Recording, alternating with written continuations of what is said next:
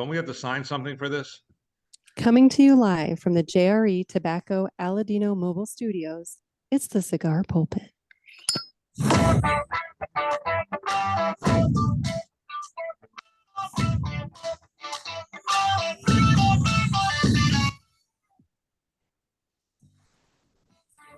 Hello, everybody. Welcome to another sermon from the Cigar Pulpit. I'm the Bishop of the Bird, Nick, and today we have a couple of guests. We have Kenn Klarich of Ash and Ale in Palm Coast, Florida. How you doing, Hi, Kenn? guys. And How then are we you? have Trey. I'm great. Because we also have Trey Shipley of Aladino. How you doing, Trey? Beautiful, baby, beautiful. Guys, we're going to warn you now. This is going to be a weird fucking show. We're going to take you on a trip. We're going to take you on a trip to Honduras, because these guys just got back from taking the farm tour, the Aladino Farm tour down in Honduras with the Uroa family. So I don't know I know like this much about your trip. So we're going to Size doesn't matter, Nick. Size doesn't matter. Hey, now, somebody once told me that it's not the size of the pencil, it's how you sign your name. But I said, I have a jumbo crayon, so it doesn't matter. There you go. Right? I just wear a big D around my neck. I bet you do.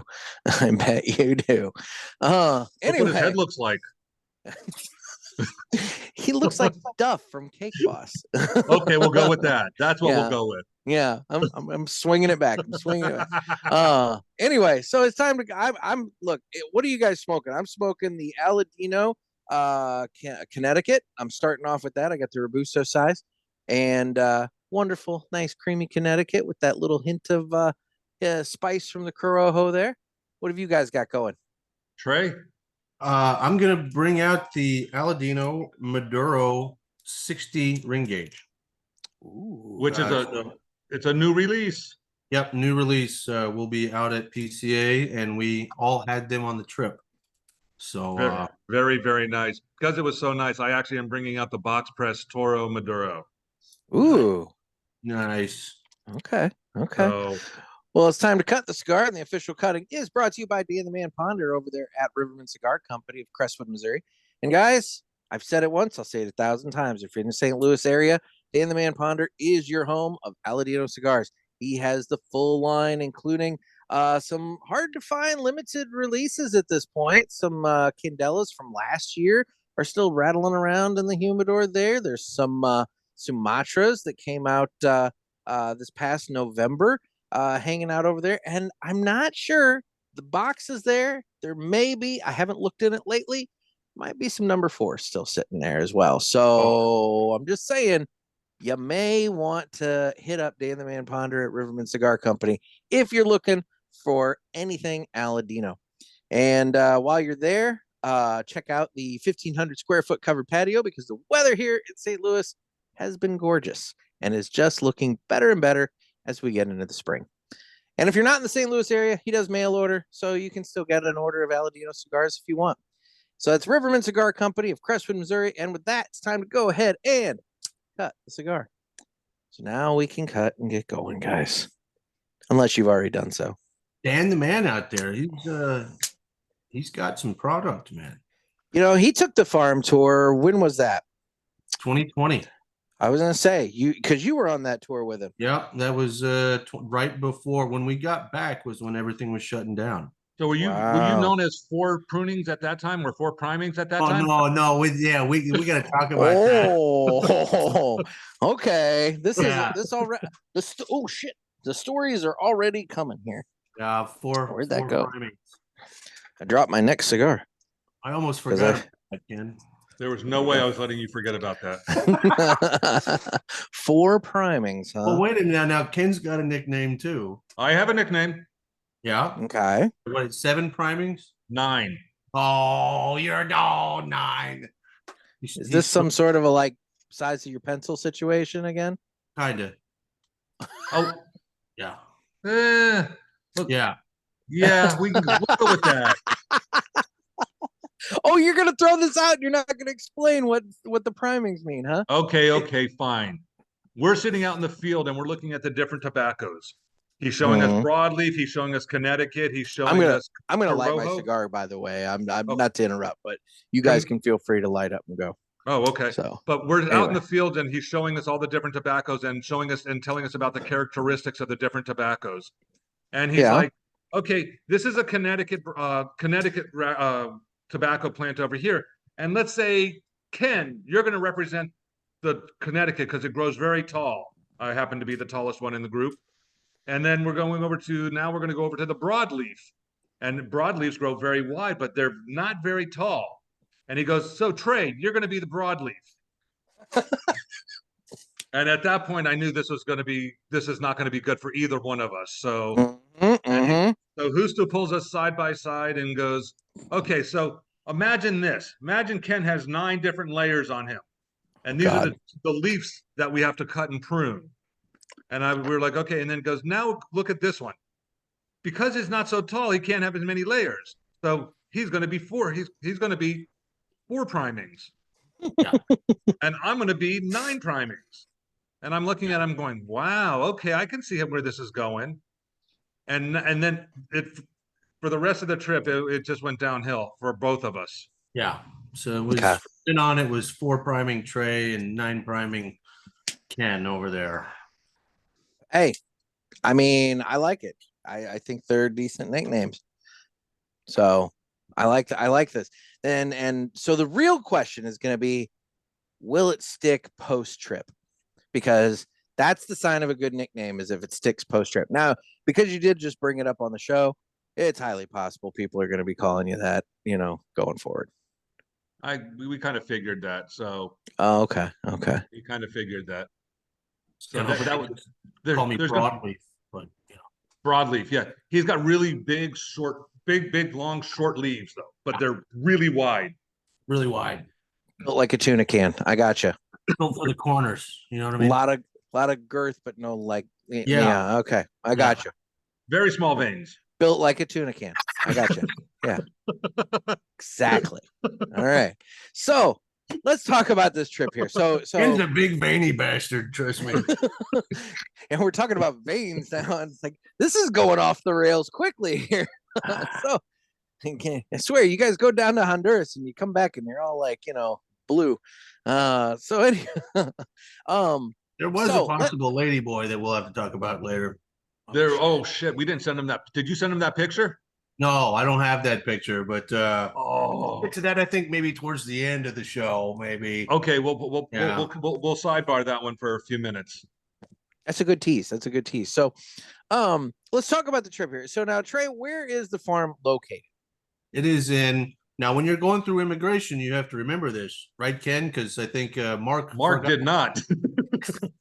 Now, just to clarify, Mark also went down in association with Ash and Ale with you. Correct. He went with me, but we got separated at customs, and in customs they asked like 3 questions, and that's pretty much it. What are you here for? How long are you going to be here? And what's your destination in the country? Yeah. So the first 2 I was pretty sure he would get right, but I wasn't positive. The third one, I looked at Trey and I'm waiting on him. I'm going, there's no fucking way he's going to get where we're going, because there's no way he remembers where we're going. And not 10 seconds later, I got a phone call. Yeah. In Honduras, we're just getting off the plane. I'm like, my phone's ringing, and it's Mark. He goes, I'm getting held up. I don't know where we're going. I literally had to take a screenshot of the town and the city where we're going to, so they would let him through customs. That's awesome. That's awesome. It's Las Lomas Hamistron Danley. Okay. Honduras. And generally, geographically in Honduras, is this east, west, south? No, it'd be southeast, like really close to the Nicaraguan border. It's literally 37 miles from the Nicaraguan border. Okay. Yeah. Okay. We Googled it. All right then. And so, Ken, you've been selected to go on this trip. You've got Mark involved in everything. What all goes into preparing for going down to a farm trip like this? Because this is something that I'm sure a lot of cigar people, if they haven't done it, they want to do it, or they've heard about it, and so they want to get in on it. So what do they have to do to prep for it? Truthfully, not a lot. you have to fill out for Honduras, you had to fill out a questionnaire before you went, and you had to come in with a QR code. You had to have your passport available. You didn't have to take any special shots. You don't have to take any medicines or anything like that to go. So it's a fairly easy trip to go to until they tell you what airport you're going into. And then that's when you want to pack your Depends. No So at shit. least I thought that's what you needed to do, because they tell me I'm going into the scariest airport in the world, because you literally fly over a mountain and come straight down to land, which is Hey, counterintuitive. okay. But we happened to start flying into the country, and on the plane, one of the guys who was sitting next to me on not my aisle, but the aisle across from me, was saying, "Oh, we're not going to that airport. They changed the designation to this new airport, which is fantastic, but it's like 40, right at an hour and 10 minutes away from the airport that's the deadliest one in the world." So Oh, I Yeah. was kind of ecstatic. What made it super confusing was that online they still call it Tegucigalpa Airport, Yeah, XPL. even though it's in Comayagua, which is a long ways. It's a decent ways away from Tegus, but they still call it the Tegus Airport. And so everybody's thinking it's that dangerous, batshit crazy airport that only like 20 pilots are even cleared to land on. And then no, it's actually this brand new, Beautiful state of the airport. art. Yeah, beautiful little airport. It's awesome. Whereas the old Tegus Airport, it's like, it's concrete. This is where you land. You're lucky you got here. Vamonos. okay. So let's go through the travel. So Kenn, you're in Palm Coast, Florida. Yep. Trey, you're wherever the hell you are. I mean, you'll be like the Underday, parts unknown, or whatever. Yeah. So where did you guys kind of link up, and how does the travel go? So Mark and I started in Palm Coast and drove to Miami the night before to spend the night, because we had to be at the airport fairly early to catch our flight. We had a 10:30, was it a 10:30 flight, because we got in at 12:30, 12:45. So we had to be at the airport. We got there a little too fucking early. We woke up at like 4:45, got to the airport at 6:30. Then people like Trey tumble in at like 9:45 for a 10:30 flight. And a bunch of the Brits that came with us showed up like right before the flight took off. And it was quite interesting, because we got there, we went to the gentleman I was traveling with, was member of the VIP, one of the VIP lounges, or actually all of them. So we went into one of them and hung out in Miami, had breakfast and chilled out and relaxed. Very calm to get onto the plane.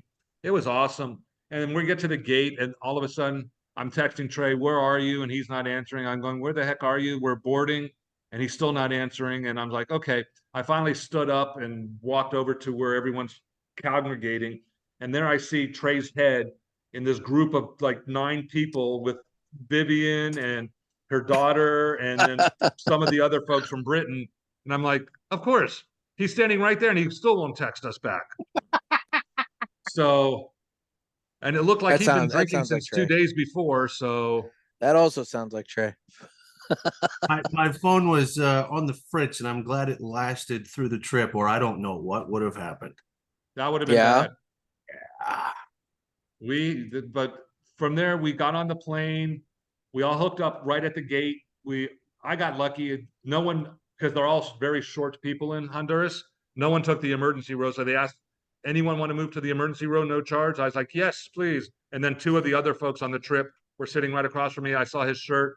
It said Cigars. I was like, "Are you going to Aladino?" He goes, "Yes." I go, "Why don't you go get emergency rows for free?" And they were like, "Perfect." So we sat right next to each other on the whole trip, going and coming.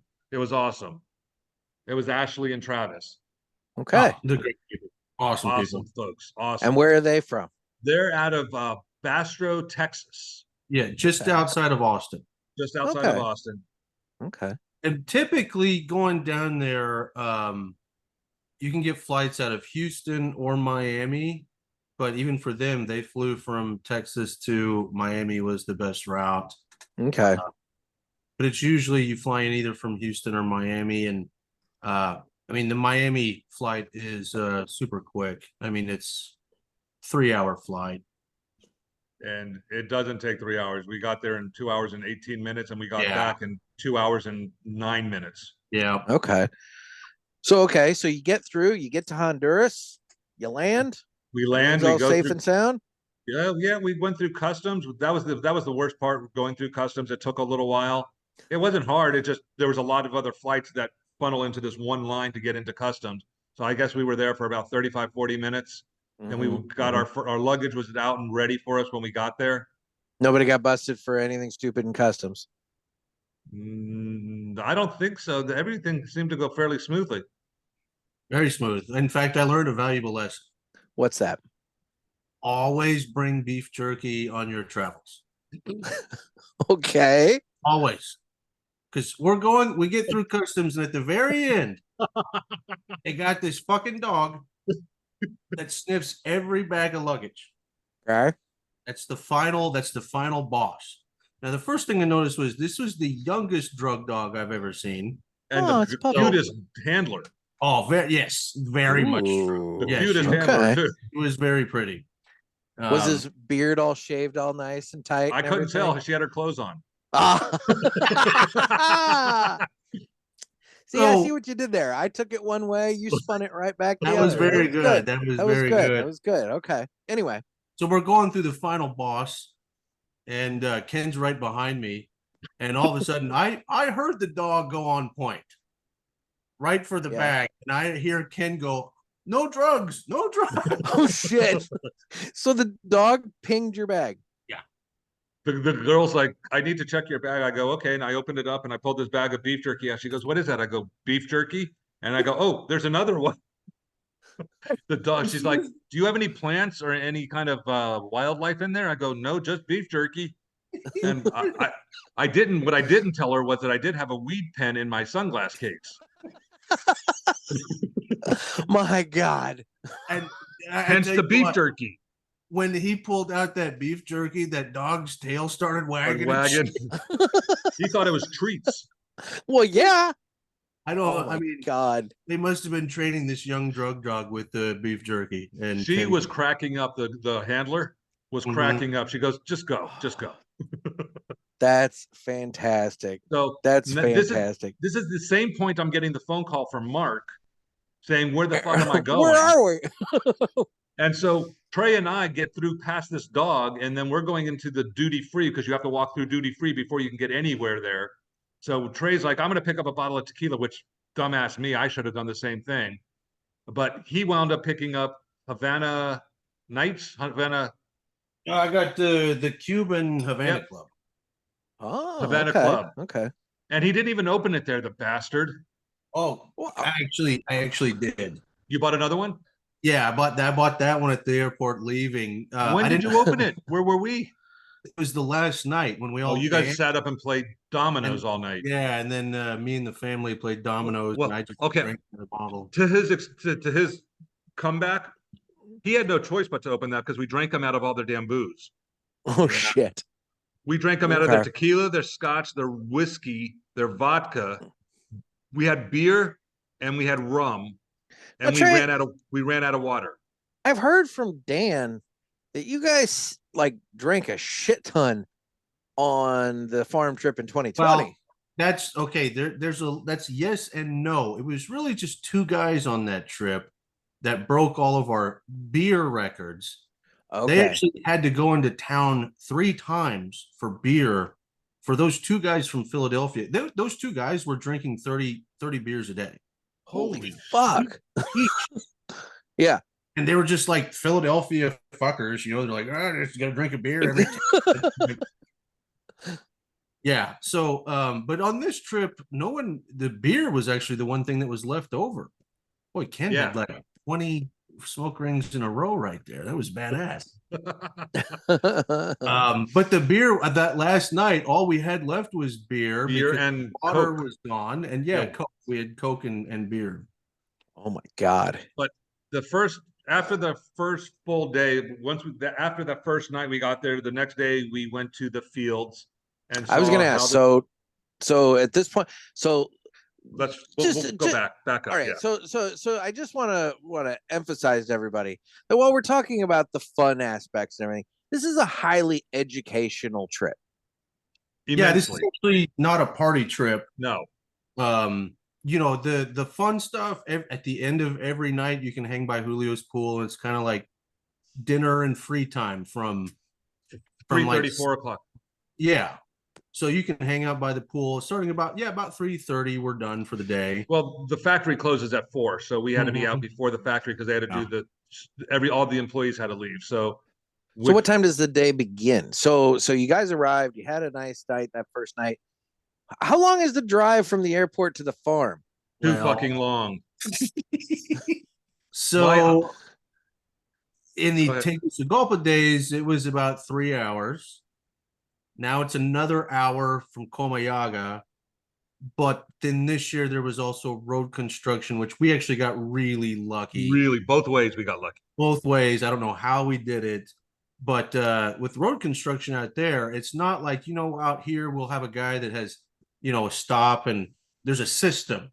And then They you let alternate. a group of people go Yeah. and next. No, down there, they'll stop one lane and they won't For 2 open hours. until it might, yeah, they won't, there's no rhyme or reason. They do it on their own time. And if they're ready an hour from then that lane will open up. And if you're on a motorcycle, you can just go through the construction the whole way. Like, we Fucking saw motor- that. They were like ants creating their own trails. Yeah. Interesting. It was awesome. So it's right now it's roughly a 5-hour bus ride. And they're not made for Americans. The seats on the bus are very, very, very tiny. Nick, you would have had a blast. Nick, Oh, I'm not sure what we would have done with Nick. Well, we had Mark. We had Big Mark on there, and that was We not a did. fun sight. Yeah, it was tough. You should have seen me. The whole You just tie me to the roof of the bus. the whole right side of my right leg, because of the way Yeah. I had to sit with a steel pole, because it was the only way I can put my feet down. My whole right side of my right leg is bruised from hip to knee Holy because I shit. had to rest it for 5 hours on a metal pole going and coming. Yeah, there's no place for your legs if you're tall. They're just smaller people, so everything is smaller. And that's just the way it is. Now, however, this isn't going to help you at all. But I think we're looking at buying our own bus for next year. Ooh. Get like some It'll big help me because I plush plan on thing? coming back. Yeah, you better come back. I better be invited. We'll look into it. You know, I know a guy. I'll talk to him. That's awesome. So okay, so yes, let's start with day one. So what time is wake up? If you want, so there's two answers to that. You need to, anybody that goes on the trip, I really encourage them at least one of the days, get your ass up at like 5 o'clock, 5:30, yeah. 5:30, and go see the sunrise because it's phenomenal. You literally sit on Julio's deck overlooking the valley, looking over Placencia's farm, where the big Aladino J.R. Reed sign there. And you sit there right at the pool. You walk into the house, you grab a smoked cigar, and you sit there and watch the sun come up. It was sublime. It was unbelievable. It's beautiful. And then, you know, Julio's usually out there around 5:30 to maybe 6:30, maybe. He's usually heading towards 6 to 6:30 is when Julio goes down. But we're at Julio's house, right? I mean, Yeah. we're his guests. And so you'll catch him out there drinking some coffee before he goes to work. And then we'll have breakfast at the house. And then Look at that ash. Oh, look at that. Look at It's a that. fat ash there, Ken. So what's the food like? Oh, unbelievable. Okay. Unbelievable. I mean, you're a foodie, Ken. Give me some descriptions.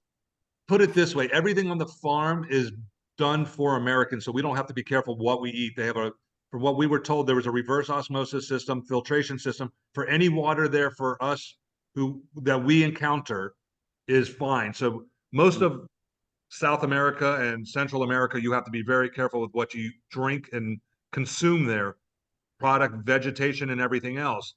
We didn't have to be careful on the farm, so we were ecstatic. So, but we ate very well.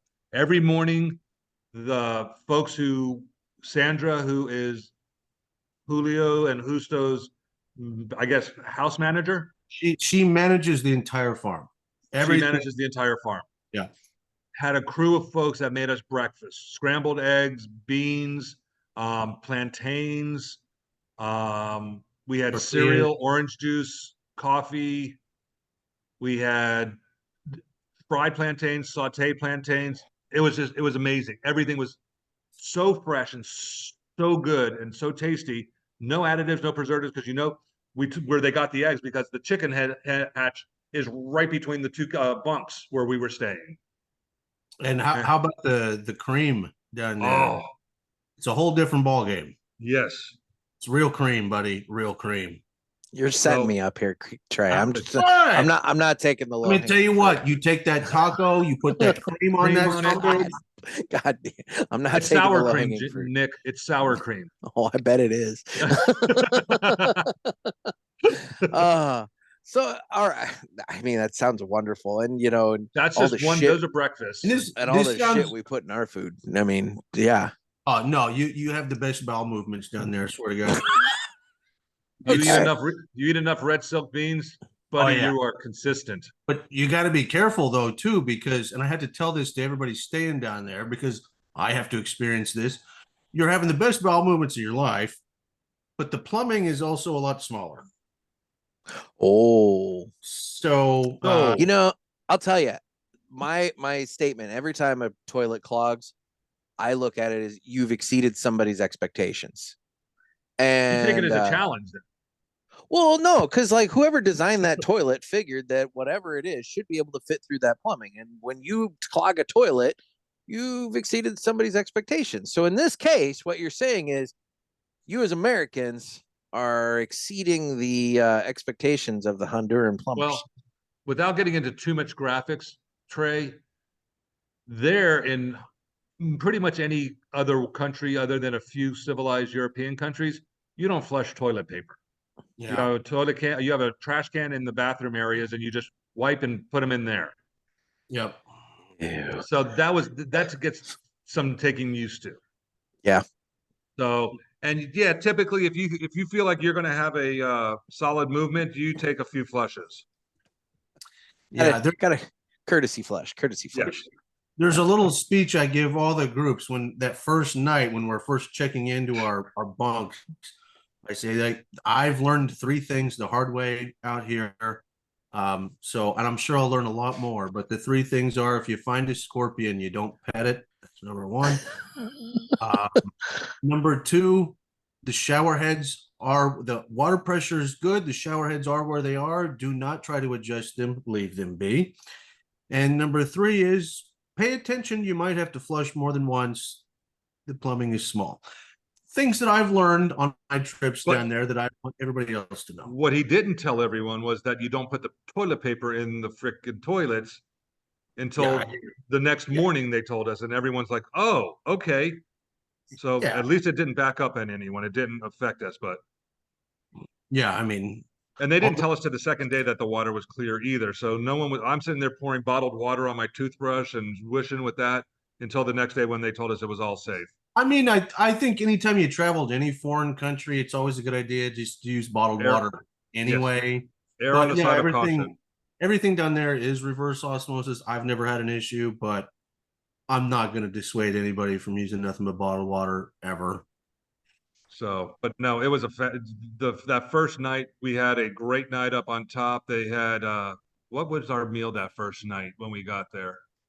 We had first night was the lamb stew was the second night. Yeah, that was first night was what was the first night? Did we barbecue the first night this time? I don't remember. Yes, it was. It was the barbecue. Yeah. We sat outside and had the barbecue. Yes. Yeah. What was the barbecue? There was 2 different slaws, one with cabbage and one with an onion base with more of a vinegar and jalapenos and carrots. One of the best things I've ever tasted in my life. That's the other key. And I do this today, ever since I started going to Honduras.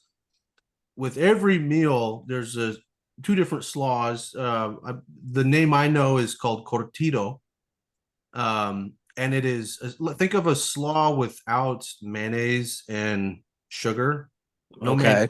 sugar. It's all just fermented, beautiful things with jalapenos and shit. And you have that with every meal. And trust me, you want to. I think that's the beauty of the digestive shit. Oh. And as someone who now makes that at home when I am home, day 20 is when that shit gets beautiful. Did you say day 20? Day 20, bro. It just keeps fermenting and oh boy. Oh boy. You need to can some when you come down and bring me on that time frame. All right, if I'm gonna do that, I can do that. Okay. That would be awesome. That was some of the best stuff I've ever tasted in my life. Yeah, and it looks so normal. It looks like something you've had a million times, and then You know what? Do you know anything about Thai food? Oh, It looks like papaya salad. Yeah, a little bit. Yeah. Okay. Okay. But It's they nowhere get near as hot though. no, but they'll Okay. serve that with every meal, and it's really as a digestive aid. And we had corn tortillas, and that first night we had steak, chicken, and we had the chorizo. Mm-hmm. Yep. Okay. Very good. Well, that just sounds Second night. delightful. Second night was the lamb, right? The second night dinner was the lamb stew.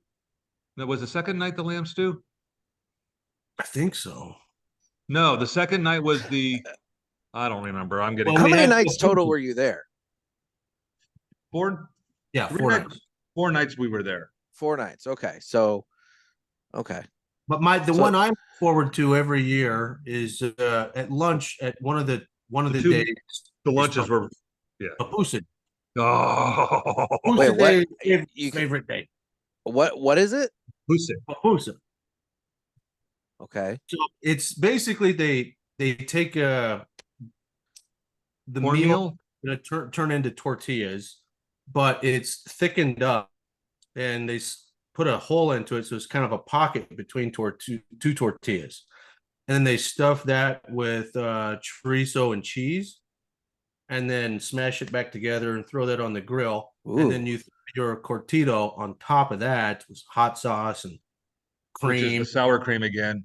That just sounds delightful. And I put the slaw on it with the jalapenos. Yes. Yeah. That to me was one of the best things I've ever tasted there. Well, that was the best thing I tasted there.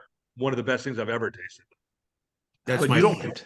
You know how when you eat here, you get bloated and full, and you just feel Yeah. horrible because of the additives and preservatives and everything. There's nothing like that there. Everything's fresh and natural. You can When you're overeat. It feels so good. You can And see, overeat and you don't feel like shit.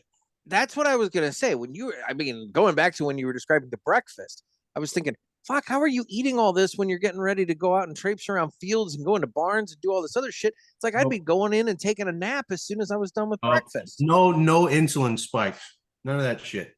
Really? We did 16,000 steps for 2.5 days, almost 3 days straight. Mm-hmm.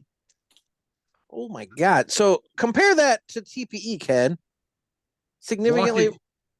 Walking wise, it was almost identical for TPE. I did 14,600 steps in TPE for 2 days. And down there, one day I did 15,600, one day I did 14,900, and one day I did 16. Holy shit. But you're also at elevation. Yeah. Too. So it is a little bit difficult steps. The day we were on the field, the first day when we were out in the tobacco fields, it got hot. It got up to 88 degrees. And the humidity kind of spiked that day. Out of all of the days, that was the highest humidity we had. So it was warm. Of all the times I've been down there, Ken, that's the hottest day I've seen. Really? Yeah, 82. It's lucky you. Every day I've ever experienced down there has been 78 to 82. I've never experienced anything above or below that. And we had every day above 80. Yeah, it was hot. It was hot. Okay. But it was fantastic. I mean, it was a lot of fun. So let's get into the actual activities, like what all you guys were there for. So day one, you get up, you have this fantastic breakfast, and what? Day one when we're going to the fields. It's when we go down and see all of the agricultural stuff, other than the starting growth process, which we did on day 2. Yeah. Okay. You're going to see the actual fields, which this is a fun part of this story. Usually this was a bigger group than normal, which I think I love the mixture. We've also never mixed foreign groups with US groups. This was the first time. So it was a larger group than normal, and we had a mixture of foreign and domestics, which created a wonderful dynamic. This was the best group that we've ever had. It was just perfect.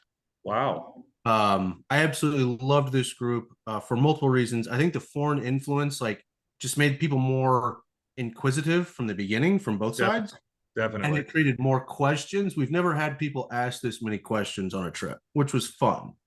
That's cool. Yeah, totally cool. However, usually it's a smaller group and we get in the trucks and Justo leads the brigade and he's got one truck and then I drive the truck behind him full of gringos. But this year we had to have 3 vehicles. So our man over here became a driver. I got to Really? drive in Honduras. Are you licensed for that? I don't think they know what licenses are. Okay, No. okay. All right. So anyway, so you got to drive one of the trucks. I did. Yeah. The roads suck. Okay. Well, come to Illinois. We can probably beat it. No, it was definitely an interesting. I mean, when we say we got to drive, we never went above 25 miles per hour Yeah. because the roads were so bad. We literally, I followed the 2 trucks in front of me and it was fairly easy. You had to do a lot of bobbing and weaving to get away from potholes. Sounds like East St. Louis. So, but we got to the it was that first day when we were coming back.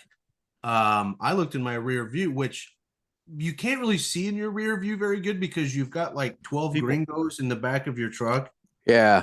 And we had already been driving for a while back to the house. And I put my head out the window and I'm like, where the fuck's Kenn? I was like, oh no. If he's lost, I mean, You're boned. yeah. pretty much.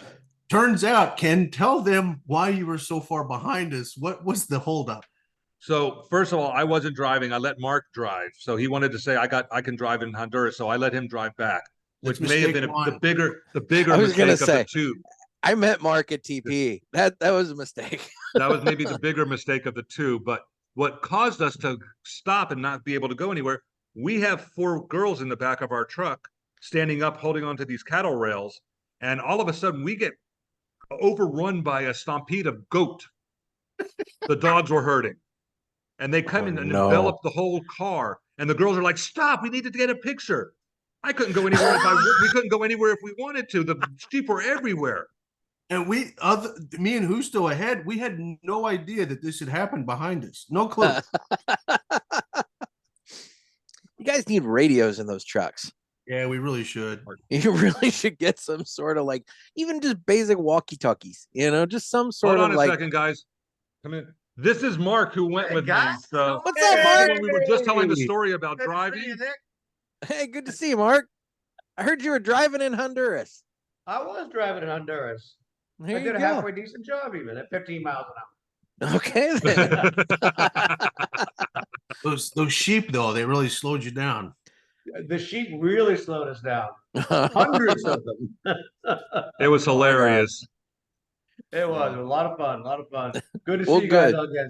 Good Talk to you see soon. you, Mark. Yeah, Yeah. that's So, awesome. but, yeah, so that's a roundabout way of saying we go to the fields, and this is a Justo thing. Mm-hmm. He's always worried about people getting down there and just trying to turn the whole thing into a party. Yeah. And it's his dad's house, so you want to be respectful and not like party till 5 o'clock in the morning. If you want to do that, go down the mountain to the bunkhouse, Yeah, for sure. So Justo's always like, the plan on day 1 is to make everybody as tired as possible. So Okay.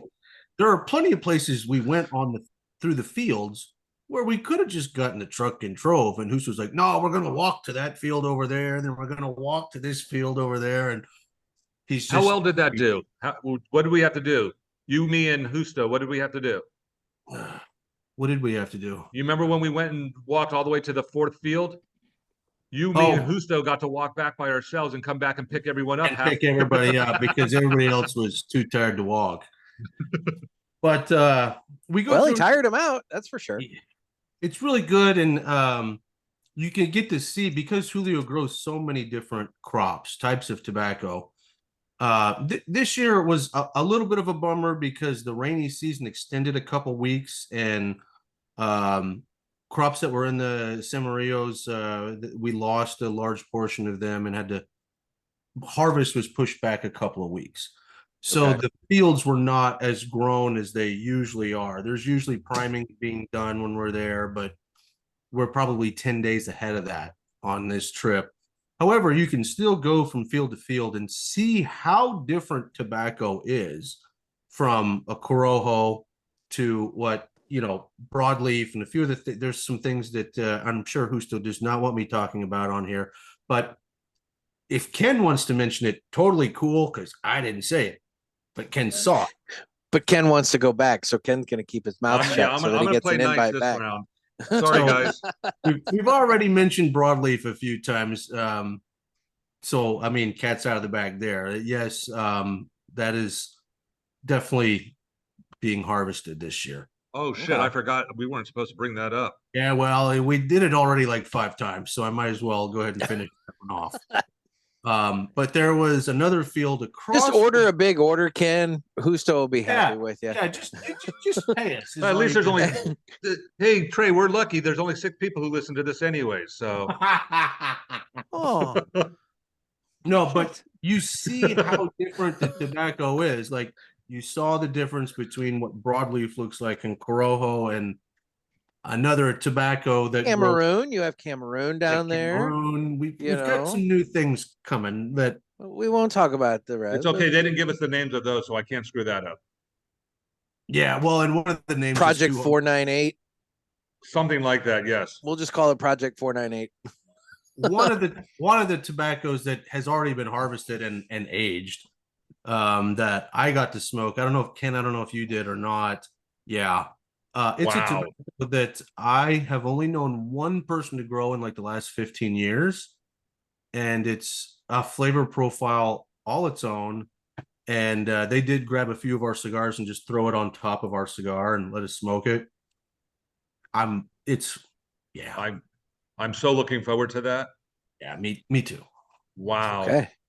So that's a rare tobacco, and then a few new things that are not in the experimental phase, because usually Julio's got some experimental fields that he keeps hidden from people. And then once it gets past that phase, it goes into the main growing area. Yeah. So 2 new things that we saw out there next to each other, they're going to be harvested this year, and they're no longer an experiment. So there's going to be a couple years from now, new things coming. All right, then. I am so looking forward to that. But what's more amazing, coming out from an outsider's point of view, because I know Trey's seen this a lot, so it comes kind of like second nature for him to understand and know that it's going to be there. They don't use computers on anything. Everything's still done by hand. The way they check what insects are around, they literally put out a piece of wood about that far apart from each other, and they put a piece of yellow sticky tape about 18 inches wide and about 20 inches long. Yeah, like fly tape. Whenever the wind blows into it, they keep an eye on. Huh. Very All right, interesting. then. That's how you know what critters are getting into your fields. Okay. And you can address that critter instead of like, let's just dust everything. Everything. Yeah. But the vastness of the state they have is mind-boggling. I won't say it's like not Yellowstone big from the TV show, but it's unbelievable for when you're driving and you keep driving and you're like, okay, you almost said not yet, and you just keep going. You're just like, wow. Wow. Okay. It's very big. And it kept up immaculate. I've been to several farms in Tennessee and Georgia and things like that. Nothing was ever like this. And the meticulousness and the cleanliness of the dirt floor greenhouses and their factories and everything, how clean everything was just very awe-inspiring for a facility that large. Interesting. They sweep the dirt floors twice a day. Wow. Yeah. Okay. So day one, you go out to the fields, you see the plants in the fields, and you learn, I assume, like the different placements and the different parts of the plants and the leaf types and things of that nature. Is that like is that basically day one? Well, we went and saw where they kept the tractors and the combines and the mechanical area, where they have their own mechanical department that builds and retrofits and repairs all of the equipment on property, which was Okay. staggering. We saw where they store all of the hoses and the water lines for all of the fields was an amazingly organized and unbelievably clean room that was like, wow. It would look like the Library of Congress how they did it. Okay. We saw, what else did we see that first day? We saw the different hanging barns where you dry the tobacco as soon as you cut it, when they sew them together. The one, and the best part about all of this, and I'm going to come back. Julio and his crew built every building on the property. From what That's Justo told impressive. us. No, that's Yeah. impressive. And Which- it's all used with the trees on the farm. Everything Yeah. is They grow extra eucalyptus trees just so they can have these 250,000 holes to dry their tobacco on. Yeah. Wow. And they count them. Interesting. So that's actually a good point to bring up too. The fields are all bordered with old, super tall eucalyptus trees, and that serves two purposes. Number one, it blocks the wind from damaging tobacco, but then number two, eucalyptus is a natural repellent for bugs. Oh, okay. So, but that's the thing that people don't realize. They get out there and like, there's all this eucalyptus everywhere. Well, it's very important. And then they cut down the eucalyptus, and that's how we build the barns. It's all Okay. built out the eucalyptus. Everything Is self-contained inside their own property. And Ken, Fascinating. before we move on, you remember the one barn that we went into, the oldest tobacco barn outside of Cuba in Yep. Central.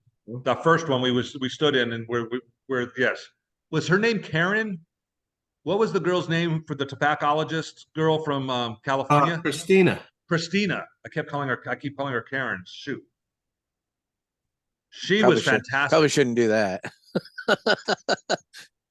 She was one of the smartest people I've ever met in the industry, without a doubt about tobacco I've ever seen. Yeah, so she got her master's tobacconist, and I know when I got mine, there was only 101 of us. So there's not many people with that advanced degree. So yeah, she knows her shit. Interesting. And she's out of Pismo Beach, California. Yeah, Pismo. I think my water That's just squeaked. La Roma de Havana is the store. Okay. So, all right. So day one, you saw all the equipment, kind of learned the farming process to a degree, and then got to see the fields. And then that evening is when you said you had the lamb stew. But that's the day we got nicknamed 4 primings and 9 primings. Yes. Okay. Yes. Okay. And then that leads us into day 2. Now, I'm thinking before we get into day 2, why don't we do this? It's time for the Villiger Cigars Entertainment Report, brought to you by Villiger. Villiger Cigars, one of the leading cigar and cigarello manufacturers in the world, founded in 1888 and still family owned and operated. Head over to VilligerCigars.com and check the store locator to find a shop near you that carries them. We guarantee that Villiger Cigars will be a wonderful addition to your humidor and cigar rotation. Okay, guys, it's time for you to talk about what you've been watching, been entertained by, anything of that nature. Okay, Trey. I'll start. Let me save my best for last. I'll start with what I watched on the way back from Honduras. Okay. I finished up the last voyage of the Demeter. Okay.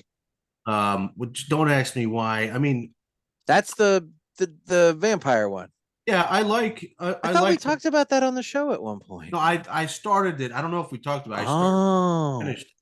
So okay. I haven't rewatched the whole damn thing. Yeah. How was it? Even if I don't like something, but I haven't finished it, I'm like, damn it, I gotta because it could be like Bone Tomahawk, where like the first half is terrible, and if you don't watch the second half, you miss one of the greatest things of all time. Yeah.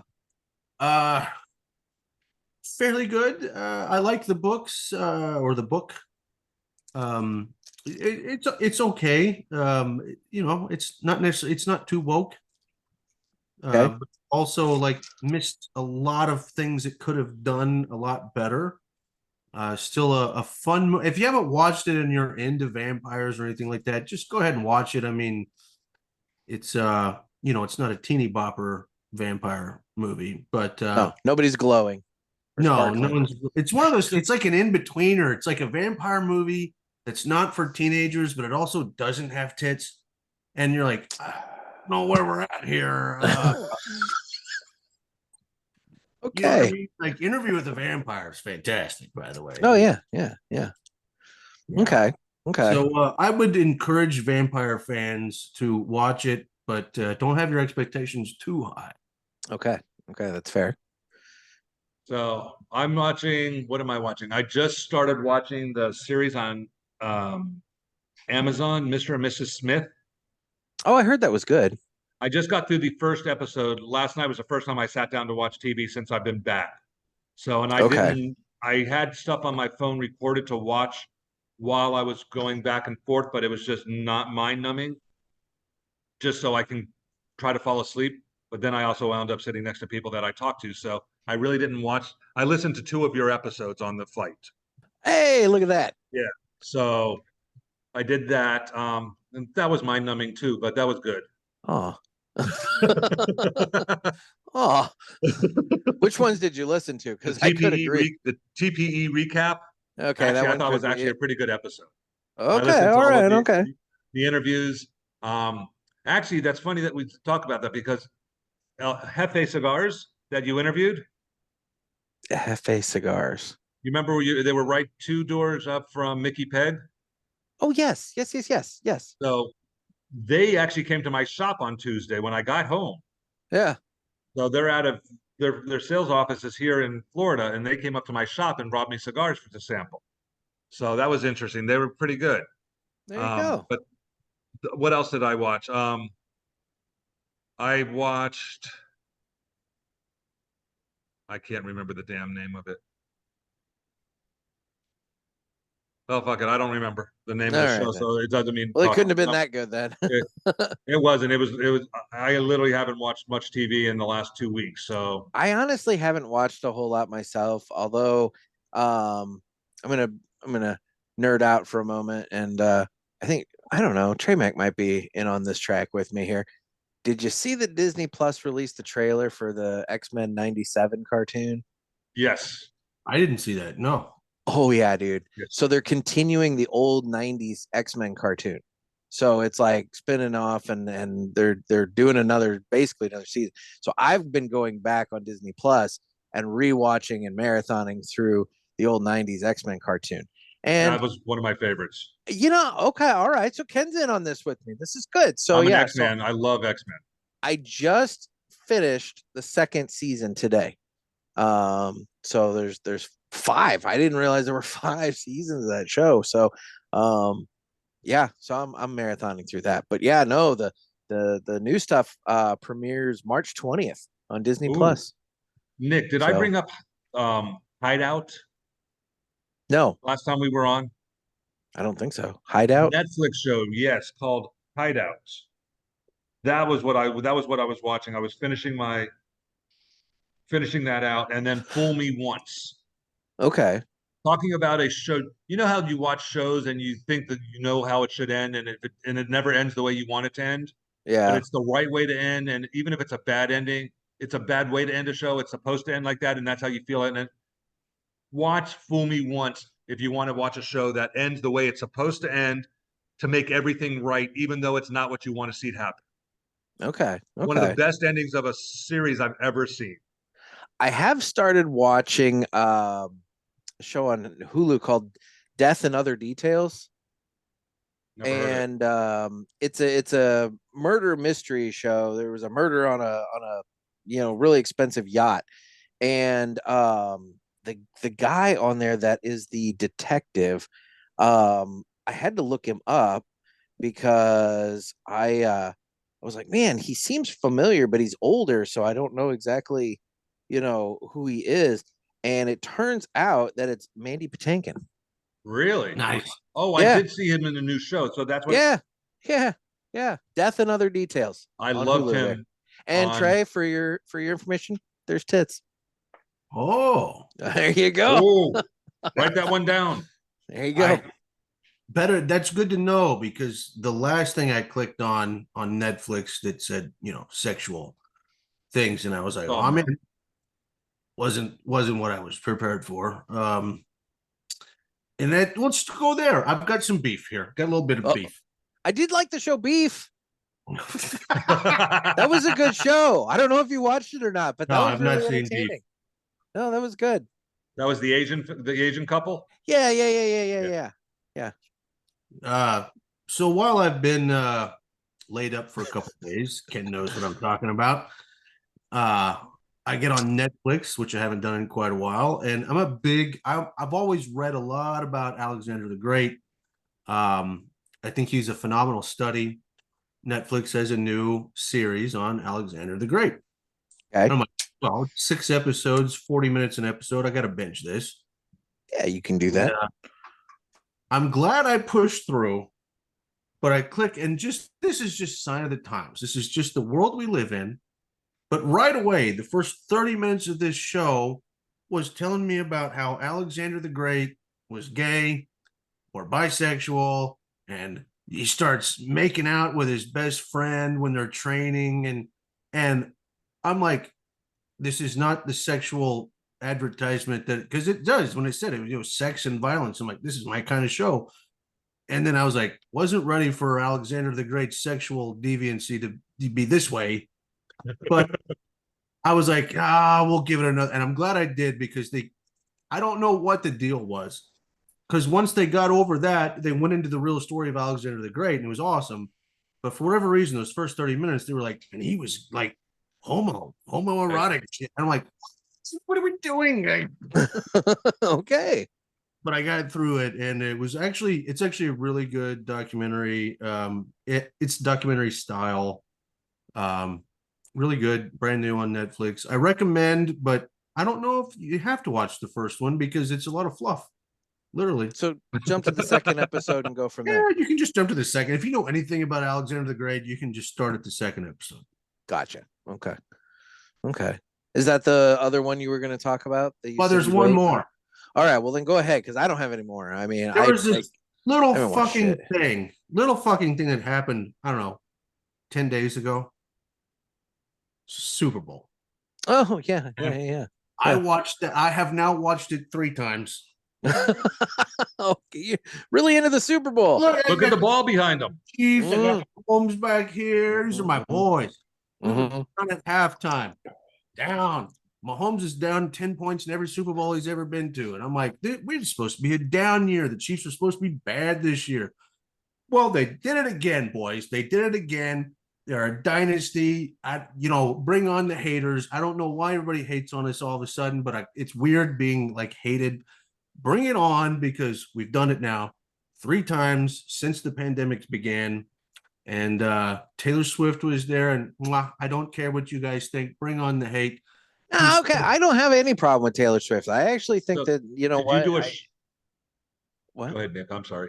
No, I was going to say, I don't have any issue with her. I think she's brought a lot of attention to the game from people that weren't paying attention to the game. I think I don't see the problem there. I really don't. There's a lot. Did you do a shot every time they showed her? I didn't. 17 shots. 17. Okay. Well, we know Kenn was passed out by the end of the game. I guarantee it's the most watched Super Bowl ever. It was the most watched American since the moon landing, I believe. Yep. Everybody got faked out on that fucking shit. Like, oh, here we go. You knew the minute I heard moon landing, I'm like, well, here we go. It's funny we're doing the show today, because there was big moon news today. Seriously. It's not there? You don't know? No, everybody's been talking about how our cell phones didn't fucking work this morning. Yes, but you know That's- what did? Do you know what? Somehow cell phones didn't work, but something else did. We landed a rover on the moon today, We did. apparently. All Apparently. right. I don't know. Here's what I do know is that we have footage of it that looks really good, which is weird because India, when they landed on the moon the last time you and I did a show, they had to fill in their footage with CGI because they were like, yeah, it's really hard to get video to transfer from there to there, and we had to fill it in with CGI. And I believe them because Indians are very good at technical difficulties. All our call centers. Listen, I knew it. I knew it. listen. Nick and I spent- talked about this when he was here. That's the only reason I said that. Okay, I just spent 3 days trying not to shit myself at all these stores, by the way, at Geek Squad at Best Buy, Verizon, and the Apple Store, going back to all of them trying to fix my phone issue because apparently it's an issue no one's ever seen before. This is new. I've never quite seen this before. Okay. And finally, at like 7 p.m. yesterday, this one Indian guy from Apple finally made a breakthrough and figured out a few things. And it wasn't wonderful, but all of a sudden, this guy got elated. He was happier than I was. He goes, Trey, we fucking got something to transfer. And I was like, I'll take it. And then he goes, but brother, I don't think we're gonna get anything else to transfer. I'm like, Good bro, we've God. been at this for 3 days, and you were the one guy that figured out how to get some of my product switched over. Did you give him a cigar? No, but I would love to track it, dude. He's not. He was on the phone, like Oh, like this, okay. this like superpower that Okay. everybody in the stores was like, we give up. Call this guy. And so you're telling me that they can fix all of our technical difficulties. That's the one guy. They still had to admit to using CGI because video doesn't really transfer from the moon to here. And then again, now that everybody else has gone to the moon, we have to do it now too. And our video is fantastic. Well, Okay. I'm going to chime in on that one. I was just down at NASA and did the tour, and this was planned already, and they're sending people to the moon in what, middle of next year? Oh, I'm excited for this. This will be wonderful. Yeah, so they're literally sending. They have 5 people. They're sending up. Yeah, Maybe the end of this year, maybe the beginning of next year. yeah. So they've got time to brainwash those folks. Then, yeah. Yeah, you went to the moon. Tell everybody. Hey, we had perfect coverage back in the 60s when they landed. What are you talking about? Oh, yeah. And here's the other thing. I don't know if anybody's been following the moon. Oh, I don't know, but even CNN has been reporting this. we've spiraled. Listen, look it up right now, folks, because this is within the week. The moon is rusting. It's rusty. It's rusting in front of our eyes. So that means it's made out of iron? It's kind of weird, isn't it?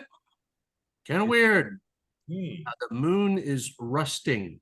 And they had to admit it because the moon is literally turning red. If you look at it through a telescope, it's turning a shade of red on the surface. So CNN was like, yeah, the moon is rusting. Here's what NASA has to say. And I'm like, that's interesting, isn't it? I don't know. Maybe it's made out of something. I don't know. We'll leave it at that, folks. We'll leave it at that. But look it up. That's your moon news for the week. Thank you for the update. I mean, it's good to get an update on the moon, I guess. Okay. Well, So did we derail you, Nick? I mean, we definitely went down a rabbit hole I didn't anticipate, but that's okay. But getting back on topic now, so day 2. What does day 2 involve at the Aladino farm tour? Day 2 involved having to wake up first, which was not easy after night 1 or night 2. Okay, yeah. At night. Yeah. So I should say like full day 2, not Well, because So yeah, whatever. we get up at, I think most people, well, I know about 5 of you guys got up around 5:45, 6 o'clock to watch the sunrise. Yeah. And we didn't go to bed till I didn't go to bed till 1 o'clock. I know you were up, you and Lewis were up till later than that. Yeah. And I don't know, was anyone else up with you? No, it was just me and Lewis until Yeah, about 2:30. Yeah. And then up at, 3 hours from there, and Guys And just when I- floating in the pool together, holding hands, enjoying the No, moonlight. They were in the hammock. but Oh, okay. Lewis and I became really good friends out there. That's He's my a- guy. He's an interesting guy, Lewis. He's there, and the reason me and Lewis, he's from the London. UK. He's from London. Okay. But it was just this perfect, beautiful storm where I have one of my best friends on planet Earth is from London. He's 28 years old, and we met when I was running a cigar lounge in Kansas, and he randomly walked in as like an 18-year-old kid, and we became best buds. And I know when I travel to DC, I stay at his place. Like we're fucking buds, right? Yeah. Well, there's a few things that Tim Churchill, and yes, he's from London, and his name is Churchill, and he smoked. Does he smoke Churchills? Yeah, well, he actually likes Coronas, but whatever. God. But the first thing he did when he came to the United States was number one, he was more liberal than the rest of the people in Kansas. And two, he did three things immediately when he got to the States, because all he'd smoked was Cubans. And then he discovered Tatuaje and Aladino. Okay. And from then on, Tim Churchill was like, there's only 3 cigars. You need Cubans, you need Tatuaje, and you need Aladino. That's fucking it. That's it. And that's all he did was give those away to people. He also has really big glasses, thick bastards. He's blind as a bat. His hair. No, it's worse than you. Trust me, it's worse. I was gonna say, don't be making fun of anybody with thick glasses. He's got this wavy, slick back hair, and he has a certain way of talking. Within like meeting Lewis at the airport, I was like, oh shit. He looks just like my buddy. They're the same age, they're from the same place, and they say the exact same shit in the same voice. Okay. And this is my fucking guy. This is my guy. And so we just clicked, and guess what? He was handing out to everybody Aladino, Tatuaje, and Cubans. That's the only things you need to smoke. Does he know your buddy? That's the thing. I was like, you guys have to be related. You got to be cousins or something. Yeah. No, but Weird. He was a Fucking very hilarious. interesting young man. yeah, Well traveled, very smart. squirrely. Yeah. And a player. Mm. Oh, is he trying to get past the security guards to go down to the town to pick up some? No one Honduran did that. women? No one did that on this trip. Hey, we didn't have to because there's plenty of good-looking girls that work at the factory. So, Oh my! Oh. 2 box girls, the girls in the box the shop. girls that run the box factory. Hopefully, Justo, you're not watching this, and no offense if Oh, you he's are. gonna watch. He's gonna watch. Yeah, but he's only going to focus on the fact that Trey Mac brought up broadleaf. That is true. That is exactly right. Yeah, But you the can say whole trip- anything. The whole trip, Lewis was like, is there any way we can go back to the box factory? Come on, but I think maybe we should go to the box factory. And why does he keep wanting to go back to the box factory? Until Andrea's friend showed up, and then she shot him down, and then he went back there. Yeah, Ale. Yeah. Oh yeah. My God. Plenty of good-looking women down there. There were, but they literally came up to below my breasts. And you got Hey. some, I'm talking. Those are some breasts. Moobs. Boobs, my tits, Get your moobs. Love it. man boobs. Well, yeah, they're short people. Ken, small let's be people. real. We've I covered this barely couple come up to your breasts. That's true. But the one That's girl true. in the box factory was taller than that. She was 5'9". She was an attractive young lady. Oh, okay. A gigantress amongst the She ladies. was very, very large and very, very, very well proportioned. Okay, so so this day, you guys obviously went to the box factory. What else did you do on the second day of the farm Did we trip? do anything else? The box factory takes up a lot of time because, and I bet it does. It sounds like everybody wanted to stay at the box factory. But it is important because we don't think about the boxes that are made. Number one, we don't think about how expensive they are. It's gotten crazy expensive. But two, you don't know what all goes into making these things because they're important because the first sense you use to buy a cigar is your eyesight, right? Yeah. So the box is part of what draws you in, but then after that, people forget about it. So when you go down there and you actually see the process of making a, a simple box, Yeah. you see the manpower it takes to do it manually. And by hand was by unbelievable. hand. Yeah. They literally get in blocks of wood that are, let's see, probably that tall, maybe 22 inches Okay. by 12 feet long. And they cut them down with their own saws and everything, and then sand them, and they do everything. It's unbelievable. Wow. They do all their own printing in house. They do all of their own You know, labeling. and you think about the dimension, they have to have the dimensions so perfect in order for those cigars to fit tightly, but not too tight in that box, in those rows and everything. I mean, the measurements on that have to be precise. Just also think about that beautiful picture they have inside their lid. Yeah. That that beautiful picture. They put each one of those in by hand. Yep. I mean, it's impressive. Very, very impressive. But we did more than just the box factory that day. We did. Okay, so what We else got did you to do? actually see all the, what are they, pilones? Am I saying that right, Trey? I say pilons. Pilones. Yeah. And it's where they dry and age the tobacco. Okay. So these are probably 10 or 12 feet long, and they're like a racetrack shape. Very, very meticulously placed. They actually had two guys in there lifting the mid part of them, and we got to feel the moisture and the heat that was inside them for their drying process. Because it's kind of almost like a, I mean, correct me, and obviously I'm using this as a super generic term, but it's almost a compost kind of like situation, right? Like you've got these stacks of leaves, and they're like sitting there, and like you said, the heat on them, it's helping with the drying and a lot of chemical, Yeah, I know what I'm saying. Robusto hates the word fermentation. He says Hates never it. use the word Okay. fermentation Okay. because it says that fermentation is the conversion of sugar into alcohol. He's like, we're not making alcohol. This is not fermentation. Right. But he was like, it's just an aging process. And the pilons, some of this stuff stays in pilons for 2 years or more. Yeah, exactly. And they have to uncover them and rotate them on a consistent basis. And that's where I'm kind of making the comparison to like a compost pile. Yeah. That you have to rotate and move around and everything with your compost pile. Yeah.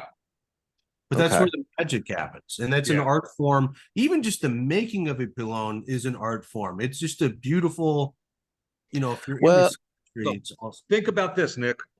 You tried to take 40 items and make it perfect like a racetrack, and then put 12 layers or 24 layers above it and make it perfectly flat on top. The precision that these guys do is tremendous. Well, and I know that it's extraordinarily hard work moving all that around, like rotating it and everything, because one time on the show, I know I had your friend and mine, Trey, Corey Frisbee, on, and he did some work down in Oscar's farm. He was down there and he put in a whole day's work with those guys. Like, he's like, I want to actually work with them and not just be the gringo that comes in, looks at it for 5 minutes and then leaves kind of thing. Right. And he told me just how much effort and work, and just, he's like, you bust your ass doing that. Yeah. So they do it all day. I mean, this is what these guys do. It's their art form as well. So you get to see that. You get to see we went to the aging rooms. We went through the ammonia. Oh gosh, that was the wildest feel in the world. Ken, I'll just tell you this. I sent Nick a bunch of pictures of you from the farm, and it's not just you coming out of the ammonia. I took a series of pictures to see your face change as through the process. And it's wonderful. And in fact, I took pictures like that of every single person that went through that room. Okay, it wasn't just everybody me. Coming out has wild faces. But you literally go in there, and I literally went in there and started talking to Adriana and the guy who was doing the tour, and she was kind of translating for us. And I was in there, I guess, a little longer than I probably should have been. Most guys walked in and just went in, walked to the other side, turned around and walked back out. but I literally stopped and talked in there for probably a good almost minute and a half. Yeah, that's And too I came much. out, my eyes, my skin, and everything was burning. Oh my God. Yeah. These huge wheels, probably 15 feet tall and circular, with spaces between them, and then there's boards that they hung the things that we were talking about in the pilones were hanging on these. They hammer them on, then take them off, and they just flow free flowing, so all the leaves can separate. The way they make them is precision, so everything, when they go through this process, they all fan out and all of the ammonia comes out. So there's never a medicinal tasting cigar or that rancid acid taste that you get in some of the non-aged well cigars. Yeah, yeah. So you're sitting in there and we're watching this, and the guy's explaining to me that there's two guys that work in there all the time, that their job specifically is to go through and make sure that none of the leaves are touching on every row when they come through. If they are, they have to adjust. And these guys, I'm standing in there for less than 2 minutes and I'm almost dying. And these guys are in there for up to probably 40 minutes at a shot because they can't stay in too much longer. Yeah. I can barely make a minute, 2 minutes. Wow. And that Interesting. that wheel was Julio pioneered it for the cigar industry. He didn't invent it though. He took it from I believe it was Europeans that he'd seen use this. That's what they said. But Julio was the first person in our cigar market to use this technique as a final way of getting all the ammonia out. And it is kind of the final step before the tobacco goes into its useful stage, if you will. And it stays in that wheel for about a day. It'll be a full day on the wheel, and then it's finally ready to go to its next phase. So, but yeah, that was the one thing that was unbelievable. We got to see every step in the process, literally from germination of a seed and all the way through for how they keep it for the 3 years before it leaves the property. Yeah. One of the only factories in the whole, Trey, correct me if I'm wrong, from what we were told, you're one of the only factories that keeps all of their tobacco on property for no less than 3 years before you get it out. Yep. Very few other properties do that. Interesting. Small handful of us. Yeah. And Neat. we got to see the whole process. We didn't get to see it in step-by-step order because of the way the farm is laid out, but we got to see all of the steps, and it was unbelievably eye-opening and very informative. Yeah. Okay. All right. So that's day 2. Yeah. Of this trip.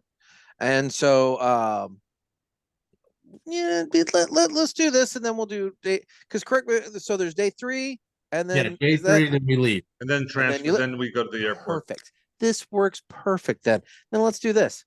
Guess what, motherfucker? It's time for 3 cigars we smoked and enjoyed this week. And who wants to go first on this one? Ow. Well, I don't think it's going to be any surprise. I've smoked nothing but Aladino for 10 days. I mean, that's all right. I was just thinking the same thing. My list is, except for yesterday, I did smoke a very nice Opus X Shark. No, nice. So when I got back, I had two members of mine who had just gone on a little expedition. Well, I guess it would be myself and Mark went on the way down. We stopped at a few cigar lounges in Del Rey, and we picked up some cigars, and we picked up a Shark, and we came back, and Mark and I both smoked it yesterday, and just really enjoyed it. It was a busy day. I got about 45 minutes down at the end of the night, and he and I sat and smoked one, and it was an amazing cigar. All right then. Well, I'll go. Yeah. No, that was mine. You're next. Okay, so that was your first one, or That's one. I have one more. Okay. So my first one, I finally tried the West Tampa Tobacco White, and I've had the black, I've had the red, and I finally tried the white. I liked the white. I think I do prefer the black and the red more. The white is very good. It's just I think the black and the red have just that little extra kick that is more in my wheelhouse. But the white is it was a fantastic smoke. I really did enjoy it. Oh, I think the white is really. I think it's really. It gets over. It's a great cigar. It gets overshadowed by what Ricky's done. And that's the thing. I think for the most part, I hope I'm right about this. I think the black and the white are the same cigar with the exception of the wrapper. Yeah, that's my understanding. Yeah, yeah. And so the white just is a little lighter in body and strength and all that. And it's really good. But yeah, I dug it. It just like I said, I think I like the black and the red just a little bit better, but that white was still out of this world. So we had a cigar. Well, one of the guys on the trip had some cigars with him and was very nice to give me one. And on the last night before we left, he handed me a beautiful, I don't even know what it was called. I have the label and I don't remember, but it was a limited edition Cuban made specifically for his lounge, his group of lounges that he run or works at in London, that he gifted me because I helped him out of a situation that was a very minor situation, and he went over and above and handed me one of these, and I smoked it that night while I was there. It's a $300 Cuban. Oh shit! It was one of the best cigars I've ever smoked in my life. And All right. yeah, and I actually literally texted him and I said, if there's a way I can get another one, I'll pay for it. But I want to try that one more time because I cannot believe how good it was. I want to see if the next one will be the same. Yeah, yeah. That's So, awesome. But I didn't realize it was that price. Someone told me it was 150 pounds. Yeah, it's So very close. pricey. Yeah. And I was just like, holy shit. And it was truly one of the best smokes I've ever had. Wow. Yep. Neat. That's cool. Trey, do you have any more that you want? You're just throwing out. I've smoked a shit ton of Aladino, or So I mean, there was a lot of new stuff. I wasn't going to bring that up because so stuff you can't talk about is what you're saying. Kind of, but there's one I can talk about. Okay. And the last dinner that we were there, the last night, everybody for dessert got the Fumanoche. Okay.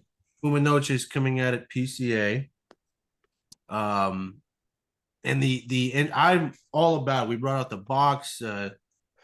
We worked on this box for a long time. It's nice. It's a nice presentation. It's a nice cigar. beautiful box, man. The box they did a great job on.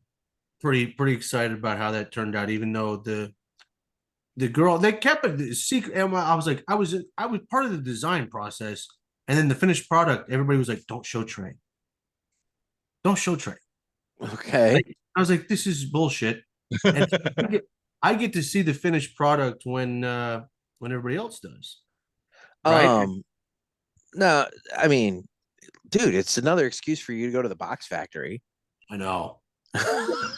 So they bring out the box and it's and I was foam like, covered. It is exquisite. That is exactly how we had it laid out. I don't know why you've kept it a secret. They opened the box and Husto was like, "Oh, what do you think? What do you think, Trey? This is like your guys' baby."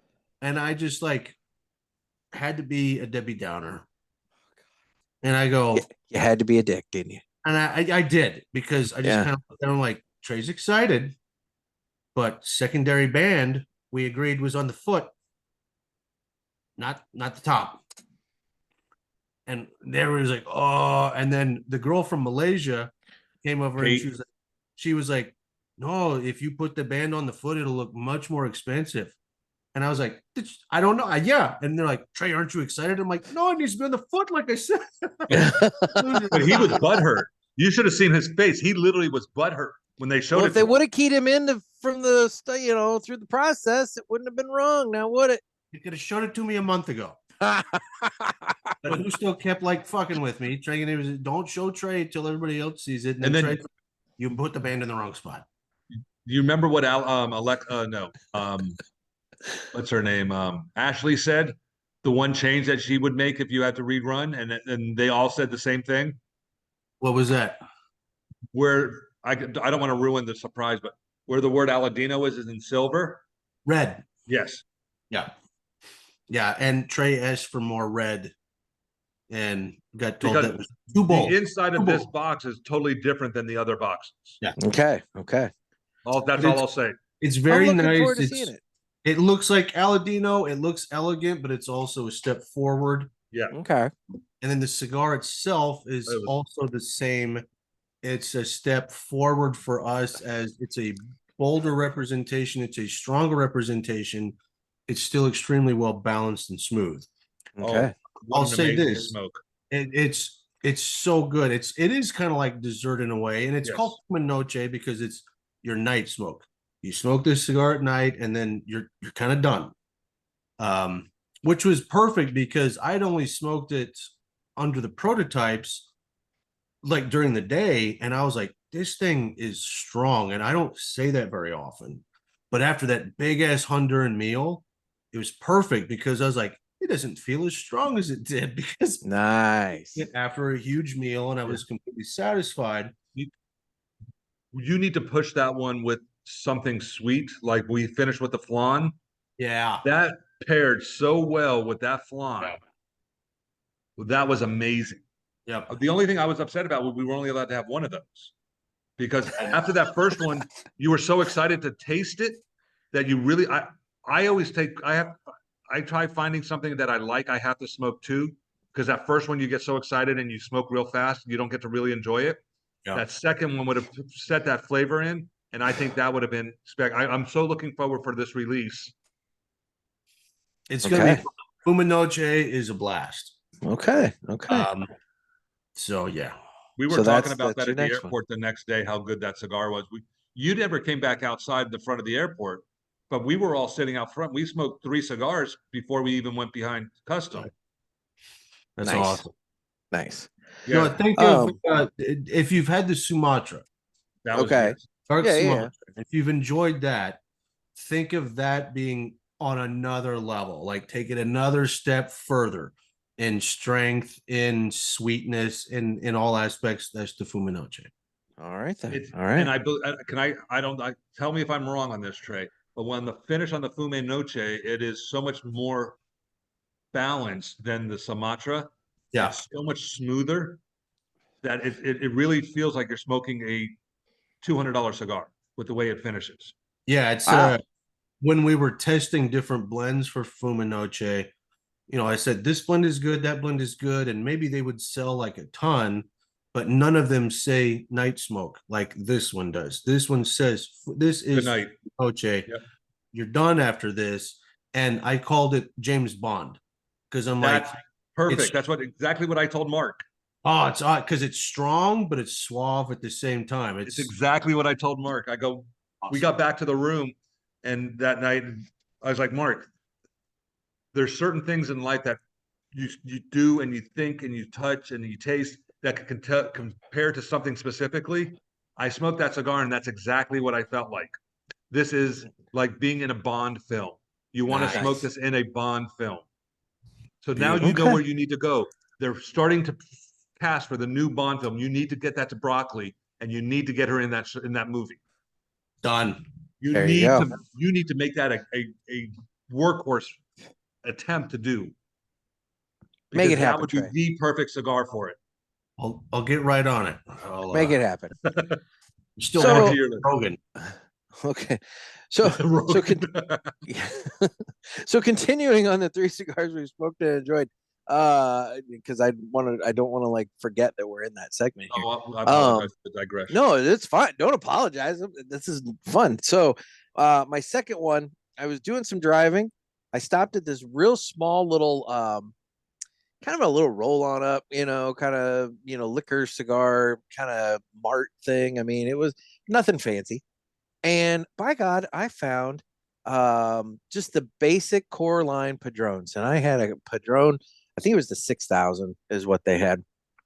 And it's just a basic core line, the little brown band, just simple Padrone. And by God, that's not a cigar that line I don't think gets enough credit from Padrone. Everybody talks about the the anniversaries and the ones with the years and everything like 64 and the 26s. Dude, their core line is really affordable and super good. And smokes very like a consistent. Champ. Very consistent. Unbelievable. Very consistent. Smokes like a champ. So I want to give a little love to Padrone there with that. I'm sure they need it, but whatever. I know, right? But and then I've got my last one. I don't know if you guys are you guys done? Should I do my last one? Go with for it. your last one. So my last one, you guys heard it on the show on Tuesday. I smoked that Henry Clay Warhawk Rebellious, and I have had a box of those chilling in my humidor, aging since I bought it in 2020. And that thing, I finally opened it up because I got that email from Tom, and he said that he's been doing the same thing, and he smoked one and it was bitter, and he's like, dude, we may have passed the mark on this one. So I did it on the show, and I got about halfway through it on the show, and I finished it after recording. And without a doubt, that smoke has been the absolute highlight of my week. Like, that thing smoked perfectly, absolutely perfectly. The spice level on it has ramped up. I mean, I've done a few retro hails tonight with first with the Connecticut, and then the this is my first of the Corojo, just the core line Corojo Robustos. And I mean, look, there's some strength to this, but like, holy shit, man, I saw angels when I did that first retro hail on that Warhawk Rebellious, and like, it just smoked beautifully, and I loved it so much. So I'm so happy I have that box still. But the problem is now I got 19 of them, and it's open, and now Listen. I know. Hey, there's 2 of us sitting here. You can send us some. Yeah, Right? I absolutely love that cigar. And Mhm. I know you and I have had our bitch sessions on here before. You ever see that cigar on how many lists did you see that on? Yeah. Oh None. yeah. No, it's a really valid point. Dude, It's a phenomenal cigar. they put out 24,000 cigars. It was 1,200 boxes. Yeah, 1,200 boxes. I purchased 2 whole boxes, and I purchased a third by the single, going to the shop all the time and basically buying out that box by the single. So I'm responsible for 3 of those boxes, just myself. And I mean, I loved it. And I said it on Tuesday's show. I don't know if it didn't sell or what the deal was, but I do not understand why Altadis didn't partner with AJ to make that like an annual limited release or something It's like so that. good. For the life of me, I don't get it. So with the third cigar, I wasn't going to bring it up, but I'm going to. But I've got the CAO Amazon Basin for this year, and I was able to get 6 boxes. Okay. Which apparently, and I am sorry to the rest of the country, most of you guys apparently were having an impossible time getting them, but I have 5 left, and I am not giving these to anybody else. Maybe for the price point. Well, I'll rephrase that. The folks on the trip that came with us that I became friends with, I'm sending 2 to each of them, and we're trading sticks out. Okay. So Okay. I've got 6 of them that I have to send out to 3 different lounges across, 2 in Texas and 1 in California, that I'm sending sticks out to, and then that leaves me 5 because there were boxes of 18 and I'd already smoked a few. But wow, unbelievably, all the way through. I smoked my cigars down pretty low. I literally burnt my fingertips holding the cigar trying to finish this because I did not want to put it down. See, there you go. So on the same level that you like that, the Henry Clay, this was tremendous. I'm so happy that I just set that thing back in the humidor and forgot about it. And that's what I was going to smoke on the show just now, and I forgot I was with Trey, and I had to pull out an Aladino. I was gonna, dude, and we're talking about the Aladino farm trip. You gotta do Aladino. I even broke out the hat. Can I be an Aladino whore for just 2 seconds? You're paid to be an Aladino whore. Go for it. I'm a bit of a whore to begin with, anyway. I know. I mean, I'm hearing like my fucking velour, you know what I mean? You got your D around your neck. Yeah. So, Ken, I don't know if they got mad at me because I made sure everybody didn't see it, but I also alerted everybody to its availability on the trip there. But we have something coming out, very exclusive. Very few boxes are going to be made. Special select stores are going to get them this year. Farm stores, anybody that's been to the farm will be one of them. So, Ken, you will be one of the lucky folks that get these. But and he's grinning like a Cheshire cat there. We got a cigar coming out. We'll have it on display at PCA. We'll talk about it at PCA, but it won't launch. You'll get the boxes in middle of the year. Okay. But it's a cigar that's never been done in the industry. never been done, which is hard to say, pretty hard to say these things. It's a true unicorn, and it is absolutely a gift from the heavens. I mean, it is delightful. All right, then. All right. So that will be extremely limited. Kenn will be one of the places, and so will Dan the Man Ponder. Okay. There will be 2 places that get it midway through this year. And what's that? Was this the one that I saw the box that I wasn't supposed to see when we went in? It was your the office? cigar. No. So we were walking through on that last day after spending time with Julio and everything, which we haven't even got to yet. But it was one of those moments where like we were walking by this table and I did a double and I was like, what the shit? Because they're banded, they're double bands. And I saw them and I just said out loud, I go, nobody saw that. And then I stood in front of it and was like, everybody go, go, go. Nobody sees it. Because he's 4 primings and I'm 9 primings, I actually did get to see it. You're just like, And Robusto gets mad at me. He's like, oh, great way to tell everybody what was right there. And I was like, all I could think of was like, nobody can see this right now. Go, go, go. But I said it out. And of course, everybody's like, oh, what you talking about? What you talking about? Yeah, you're not supposed to draw attention to it, Trey. But it's very rare that you can say this has not been done. Okay. Get ready. It's going to be limited, very limited, but it's delightful. It's a whole new flavor experience. I mean, will I be getting like, press samples? How How many of these things are made now? Nick, I'll make sure you get one, Nick. Hey, Nick, sweet. Are you going to be at PCA, Nick? It's not looking good. Not looking good. Not looking good. I knew you were. If you did TPE, that PCA was probably out of. Dude, it's not even that. It's quite frankly, just PCA is just so freaking expensive. It's insanely more expensive. I mean, with the Final Four or not Final, the tournament, the March Madness starting, that weekend and everything. It's like rooms in Vegas and everything are just out of this world. And it's over a weekend versus TPE, which is during the week. And just there's a lot of components that go into it. So like, once again, if there's anybody out there that wants to sponsor my trip to Vegas, about $2,000 will cover it, and I'll brand the hell out of all my coverage with your shit.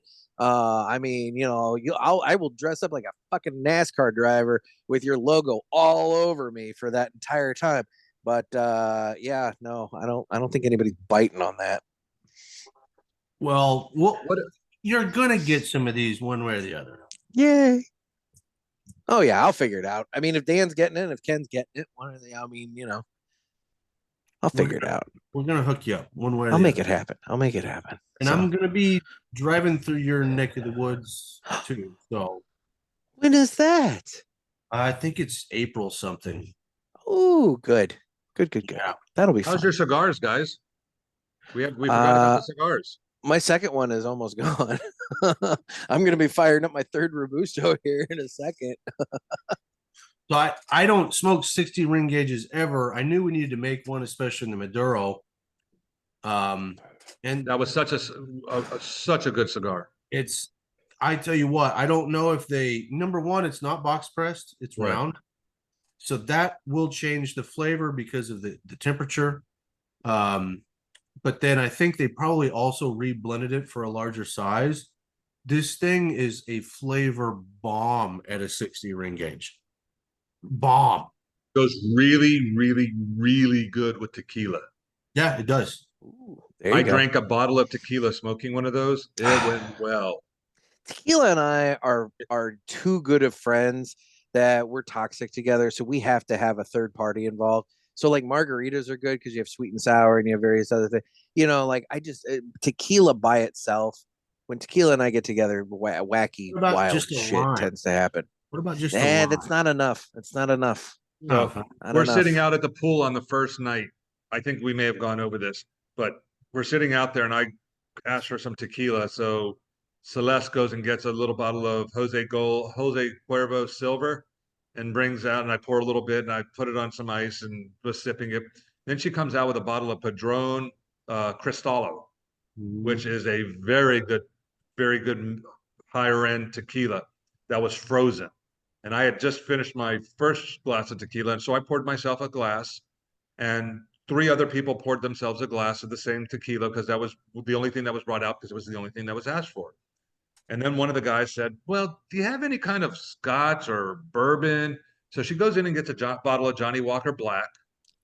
They bring that, and they were like, oh, there's booze. I was like, do you guys want to go get that and not finish your tequila? They go, yeah. I was like, here's my glass. You can pour your tequila into my glass. So Oh, basically, shit. I had a full glass of tequila, which was like 2/3 of the bottle. Uh-huh. And I didn't plan it this way. It just happened to work out in my favor. And we all In your sat there around favor. the pool talking with our feet in the pool and a few guys in the pool. And we were sitting there talking. And about 3 hours later, I finished that tequila and I tried standing up and I was like, this is not working well. See, I thought when you were going to say about 3 hours later, that's when the clothes came off and things got really weird in the pool. But No, okay. actually, Trey, That tends to happen with tequila. Were we a rowdy crew? We were. No, I thought we were no, well behaved. It was legitimately the best group I've been a part of because, again, we had London, Hungary, and Malaysia mixed in with the US. And at the same time, like everybody had a good time. Hell, we even danced. We haven't even got to that yet. Oh, good Lord. We had a great time together, but no one was ridiculous. It was That's good. It was very nice. Very Well, nice. It's adults partying versus man children. I've had plenty of adults down there that got a little, included this guy. I've done it. Man children. That's the difference. It's like you can be an adult and party versus like, being a moron. But it was all conveyed from the very beginning because Justo and his wife Vivian were so professional and so nice on the whole process that when we all got there, the whole group kind of blended really well at the airport, first of all, getting along and starting to talk. And then on the bus, everyone was just tired. It was just a long day. And so people slept, some people talked. Lewis didn't stop talking. Then he fell asleep and then woke up again. And we're sitting there listening, and I'm sitting at the front of the bus, and everyone, well, hello? What? Yeah, we hear you. You hear me? Yeah. Are you there? See ya. Hold on. There I we can go. see you. Oh. My screen just went blank. Oh, okay. Yeah, no, we hear you. We see you. And it was everyone blended really, really well. It was very interesting to see because that doesn't typically happen when you have a group of 20 people. Some people are going to clash, some people are not, but everyone got along really well. It was so comfortable that on the first day, girls came out in bathing suits to get in the pool, which you in a group you typically won't see because they feel uncomfortable. Interesting. Everybody was in the pool this trip. Yeah. Okay. It was well, awesome. it was also above 80 every day, which I mean that's a really good point. It was hot. Good pool weather right there. So I'm going to make a quick plug, Ken. Yes, sir. With this Maduro 60. 60. While you do that, I'm going to turn on my heater. Okay, So. I just thought of something. So this would go really well with two things, and this is going to sound bizarre, but I want people to try it. Tequila and Teddy Grahams. As I said, something sweet with that cigar has Teddy to go. Grahams. I wouldn't have picked Teddy Grahams. Never would have thought of that one, but yes, I can see that. Because I'm getting like cinnamon and molasses with the cigar. That's why I said the flan was perfect because of the sweetness of like the molasses. The flan was amazing. That flan was every night at the end of dinner. That was our dessert, and it paired so well. The Candela, I was surprised because I smoked. Everyone else is smoking the darker one, and they brought out the Candela, and it has a wrap of Corojo and then the Candela around it, and the sweetness of that Corojo with that flan in your taste in your mouth was sublime. It was fantastic. That's a very unique and tasty cigar. Love it. Interesting. They're out. They should be out in most places now. Yeah. I'll be honest. I'm not the biggest flan fan. Oh, you need to come to the farm, bro. Next year. It's a very odd textural thing. Listen, I'm not the biggest flan fan. Stop it. You're coming to the farm next year? I gotta get my passport done. I'll Get your passport done. It's I just got to renew, but yeah. You and Ken are coming together. I don't give a fuck what you say right now. Oh God. Oh God. And you're gonna do a show From there. from where Julio sits and drinks and sees the sunrise, the backdrop, that spot. Yeah. Perfect. You got it. I love it. I love it. You know what? You got it. Nick, Okay. make sure you're ready to walk, though. There's no Oh. stopping on. So, okay, just for the record, I think I mentioned this in the last episode that, post TPE, I've been like kind of making some lifestyle changes, nothing dramatic because, you go dramatic, then at some point you rubber band back and, you yo-yo and everything. But, little things. I'd like to point out that I am now 10 pounds down. Nice work. As of February 5th to yesterday, I'm 10 pounds down. So good work, buddy. Man. Yeah. So we're working it. We're getting it, So yeah. But that will be a lot of fun. And we will sit, we're gonna have to sit there. Trey, you're gonna have to talk Vivi to come in on this conversation. We're gonna when we broadcast from there. Oh yeah, 100%. And Andrea. Yep. I don't know. Do we bring Justo on? For a short bit, yeah, maybe for a short bit. Because he'll go to bed before we're done recording. Yeah, that's what he does. He sneaks off to bed super early. Yeah. I finished my cigar, guys. That's funny. I just fired up another one. So okay. Day 3. I'm gonna be blank screen for a sec because I am gonna grab another one because I am in the mood. Oh, okay. All right. Well, you know what? This is a perfectly good time for me to go to video only, swap out some buttons. And so we'll come back to the audio here in just a second. All right, we are now video only. And that you were quick, Ken. I thought you were going to be a minute. So I'm in the shop. It's literally 2 glass doors down. Okay. So okay, so while we're video only, because this is the part that very few people actually see. Is there any sort of story that you want to share that maybe you don't want on the main show? Go for it, Ken. I'm not sure they're really the only thing that I could say would be I'm trying to think. There's really nothing that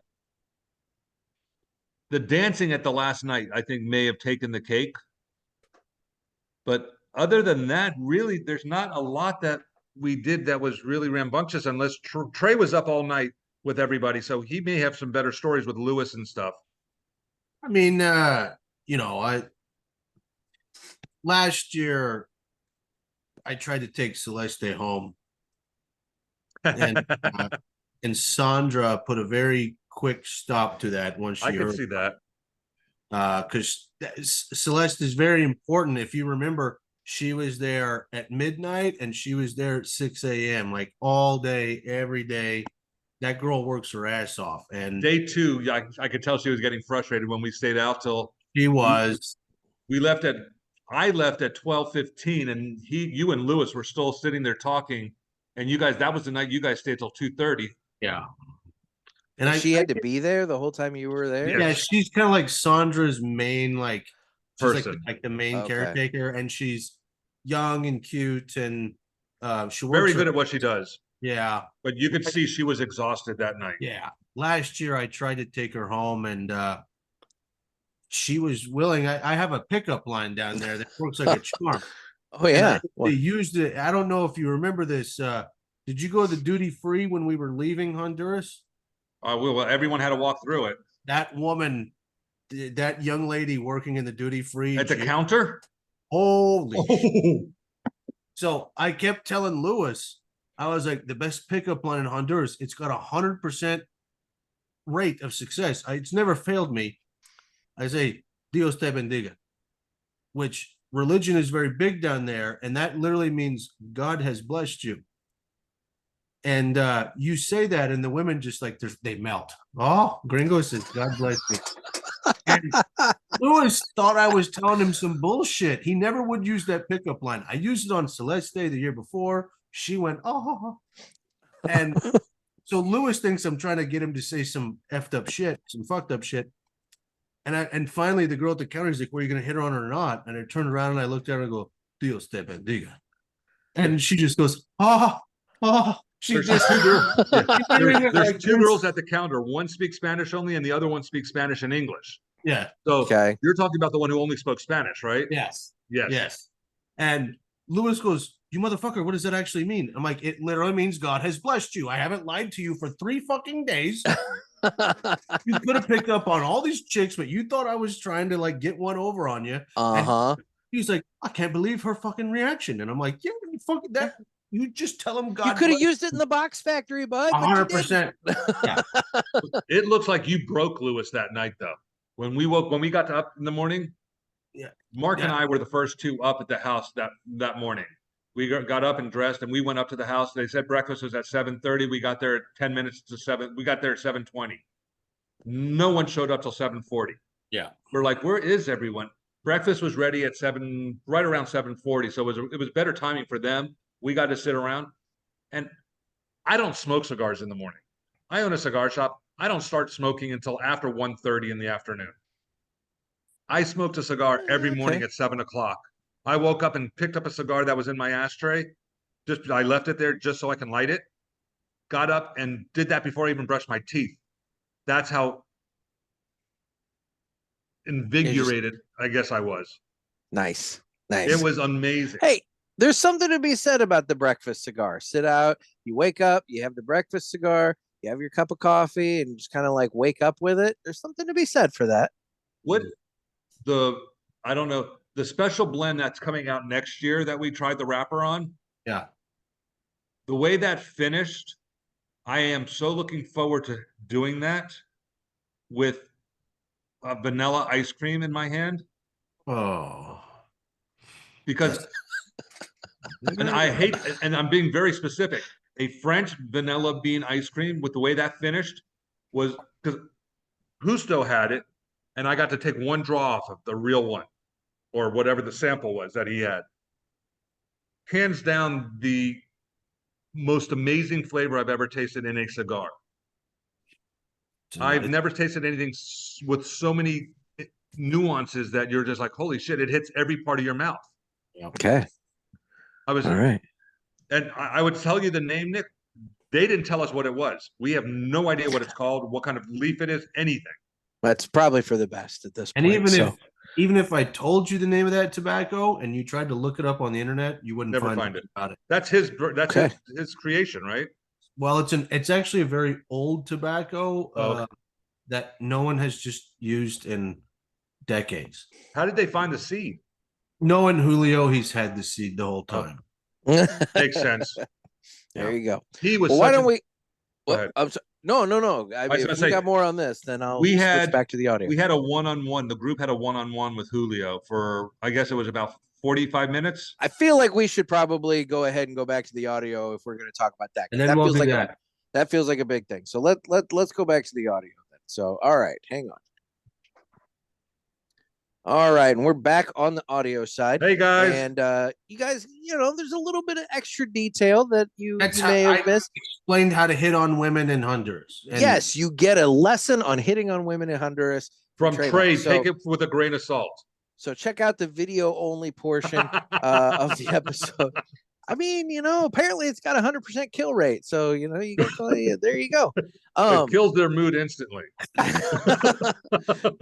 So let's get into day 3 here. Day 3 probably was the most exciting of all the days. We literally got to sit with a legend.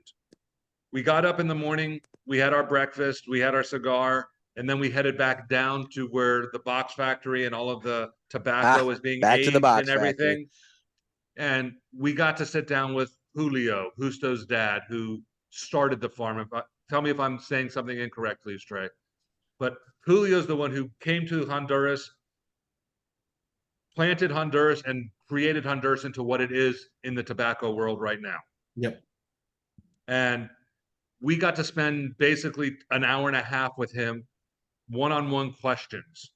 Our group of 18 of us, probably 20 of us with the family there, 21, got to sit, and Julio was sitting in his chair, smoking, doing his tastings like he does every day, his samples, to make sure everything is perfect in the cigars.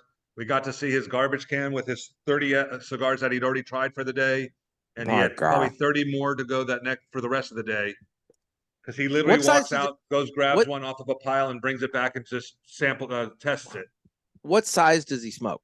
Like Anything are that's being are rolled. these okay? So these aren't specially made like for him. This is No, like no. he's just going out and like random sampling the stuff that's He- going out to stores. His office literally looks right directly into the rolling room. Okay, okay. And he just So literally gets up, walks into there, goes to some random person, picks one out of their pile, takes it, and walks back to his desk and sits down. If he Okay. were going to smoke something for himself, it's usually a Rothschild. okay, He really likes that size. But like last year when we were trying to like come out with more 60 ring gauges, I mean, he's got an ashtray that fits 10 cigars. yeah. And when I sat with him doing a tasting deal with just me and him, he had 10 different 60 ring gauges all lit. And Oh he was shit. bang, bang. He was testing them all. So when that's- he's doing these tasting, he's obviously not finishing these cigars all the way down. no, No. Okay. but okay. there's always like 10 burning at once. Yeah. So okay. we literally got to sit there and ask him questions, and there were some very good questions, and his answers are when you sit and you hear smart people talking in their fields, and you get awed and in shock, and you're just like kind of awestruck and just sitting there staring at someone. This is kind of like all 20 of us were doing with him. We would ask questions, and he would bring in history and tell us the history of why. Before he got into the answer, he would go back and tell us the origins of where this question came from, and then bring you to the point of what you asked. He didn't just Interesting. answer your questions in 7 words. It was literally a 5 to 10 minute dissertation on how it got to that process, to that point, Yeah. which was amazing. Well, I mean, he's arguably the last of the Mount Rushmore cigar guys that are out there at this point. Yeah. You know, so like Hands if you're down. looking for cigar history and like the process, I mean, there's very few people that you're going to find that, know what he knows. Yeah. 100%. Are we allowed to talk about what's happening on Tuesday? Wait, what's happening on Tuesday? Interview? Oh, yeah, we can talk about that. I'll let you talk about that. Yeah, so start there. Everybody's flying. All the family's flying back to Honduras on Monday Okay. because that's when filming will start for the next couple weeks on the documentary on Julio. Nice. So if anybody out there, if you have watched Hand Rolled, Yeah. Pete Johnson's behind that. The quality that they do. If you haven't watched Hand Rolled, it's on YouTube and it's phenomenal. And if you smoke cigars, you should watch Hand Rolled. You should totally watch Hand Rolled. Now, but has the JC Newman one come out at this point? I don't know if it's on YouTube. I think you can go to Okay. the site and pay Why for it. pay for probably. it there? Okay, all right. Because that was showed at PCA last year. Yeah. Yeah. Okay. Okay. And another phenomenal, but the next one is actually on the life of Julio. Fantastic. So That's this awesome. would be, if I'm not mistaken, this is number 3 in the series, correct? Yeah, as far as I know. Okay. Okay. Very cool. Well, I mean, that's important because, like I was saying, I mean, there's very few people, if anybody, that's got the knowledge and the history and the life experience that he's got. So, it's kind of like when you're interviewing these war veterans and things like that. It's like, man, get those stories while you can, because you don't know. I mean, not that we wish it, or definitely not speaking like anything's going to happen, but Well, time he's a marches war on veteran for as all well. of us. Yeah. I mean, well, Julio yeah, but I'm did just saying, Bay of Pigs plus Korea. I mean, yeah. But I'm that's just saying, time marches on for all of us. So Yeah. So get those stories while you can. So no, that's fantastic. I love hearing that. Nick, you and I will, 50 years from now, we'll be like, I remember when I was at Chaz out in Oregon or fucking wherever the fuck Chaz is, and we're fighting off Antifa. We'll talk about that. You don't know how many Trey. the blue hairs were coming at us left and right. And Trey. You are so being generous, assuming that either one of us are lasting another 50 years, buddy. This is a good point. This is a good point. I mean, let's be real. Grandpa, tell us about the Antifa riots of 2020. Well, I sat around and smoked cigars all day. I was in my tent. Cigar, and I watched the blue hairs. Come here. No one saw me in my tent. I was warm. I was smoking. I was good. I had my heater going. I had to turn it on. I had it off for How most cold of is the it show there? up to now. It's let me check. It actually was very nice today. We hit like 67, I think, today. It's currently 48 out. Oh, we're not far behind you down here in Florida. I guess we're a little ahead of you. We're at 60 now, but we're going down to 45. The fuck? I'm like, I'm at 48, you're at 60. That's a pretty big difference, actually. Of course, We only got to 71 today, though. Okay, so I was only about 4 degrees off from you, I think. Yeah, So that's what I'm saying. We're not far off. it's the weather report brought to you by the Cigar Pulpit. So all right, so third day, you're sitting around with Julio and you're doing this. And is that like the I mean, No, I'm we not had other things. I'm not saying this to say it as in like, is that all? I'm saying that like, No, was there anything else? Because I mean, that's huge in and of itself. You get to go through the aging rooms. You get to see the rolling process. You get to roll a cigar, and then okay, so that day is more of the construction of the cigars, because up to this point you've seen the farming process, you've seen like the preparation and aging process for the tobacco and how they get the tobacco ready. So third day is the actual construction of the cigar. Correct. And not everyone, but most people got to set and actually try to roll a cigar from scratch. And to me, oh God, I've got some video that's some funny shit, because I videoed like 4 or 5 different people trying to roll cigars, and the guy came over and showed us 3 cigars on how to roll them. We were in the first group, and he showed us how to roll them. Only one person really paid attention, apparently, because the other guys were so bad. It was hilarious. And Mark being one of those bad ones, when you just met earlier. He went first. You had to throw Mark under the bus again, didn't you? And he'll own this one, because he even said at the end, he goes, I really should have paid attention. And but they showed us how to lay the wrapper down first, and then you put the other one across it partially, and then you shove the filler in, and then you roll use this little machine to roll it and compress it. And that they were not good. And the funny thing is, Ken, is that Lieberman machine, basically, that's helping you guys out. That's cheating on how to make it. The real people don't do that. They don't do that shit, but for the green, put them on the Lieberman. Let make that part easy. So did you roll one, Ken? I didn't. I wasn't one of the ones who were picked for that. I just got to sit and watch. Okay. Well, you got to drive. Apparently, I was the only one who really paid attention to what they were doing, because I was helping other ones place the tobacco correctly. Except for I put the tobacco, the main rolling leaf, upside down. The veins are supposed to be on the inside. I put it on the top, so I didn't have the shiny part up. I oh my God, Julio would have kicked your cigar straight to the curb. Julio was standing next to me, and he was just laughing. Oh my God. So did they get to smoke their cigars, or were they just no, they were not smokable. They weren't smokable. No. On they had the draw test of every cigar that they make goes through a draw test, and it goes between is it 20 and 30 or 30 and 40 that it has to go through? PSI. It needs to be between if I remember right, it's 30 to 40. That's what I thought. So okay, and so if we would have put these on them, this would have been about a 70, because they weren't packed nearly tight enough. Yeah. So there would have been a lot of air coming through, so it would not have done well. But that was impressive to me. All of us, I think, we all talked about that night at dinner. That every single cigar that everyone rolls gets put through these machines. Yep. And the rate of failure is less than 0.1%. Do you guys talk about that at all, Trey? Because like there are companies, I can think of at least one right off the top of my head that like really highlights the fact that they like draw test every cigar.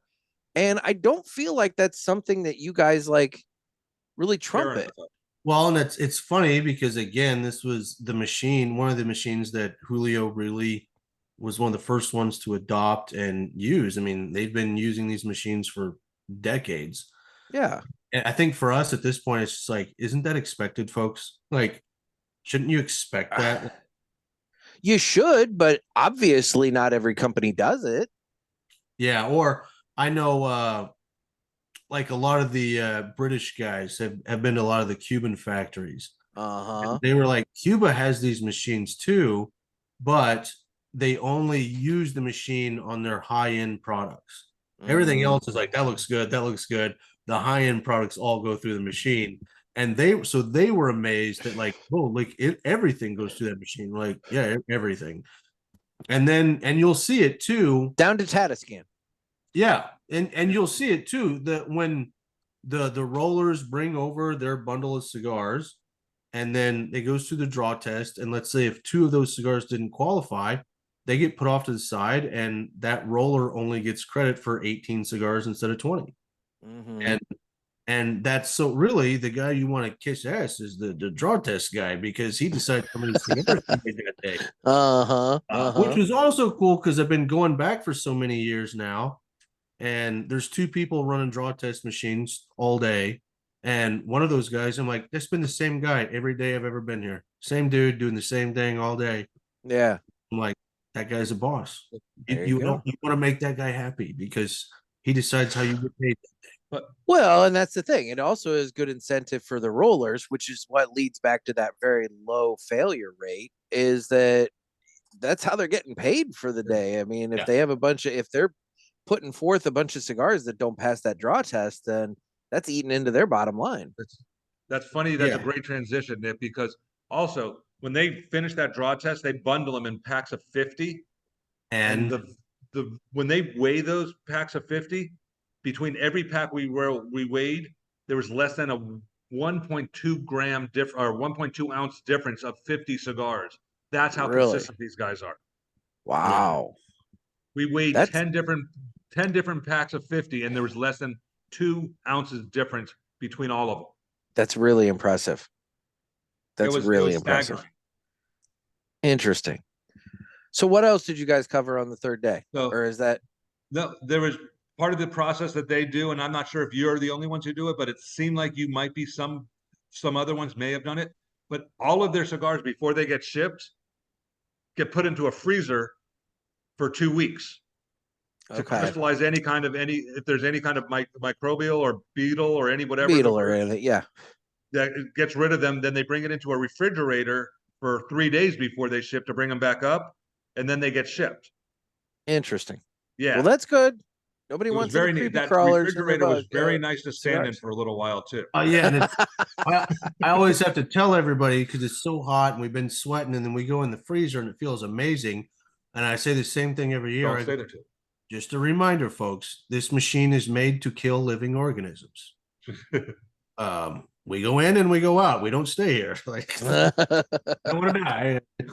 And then you get to see what else do you get to see?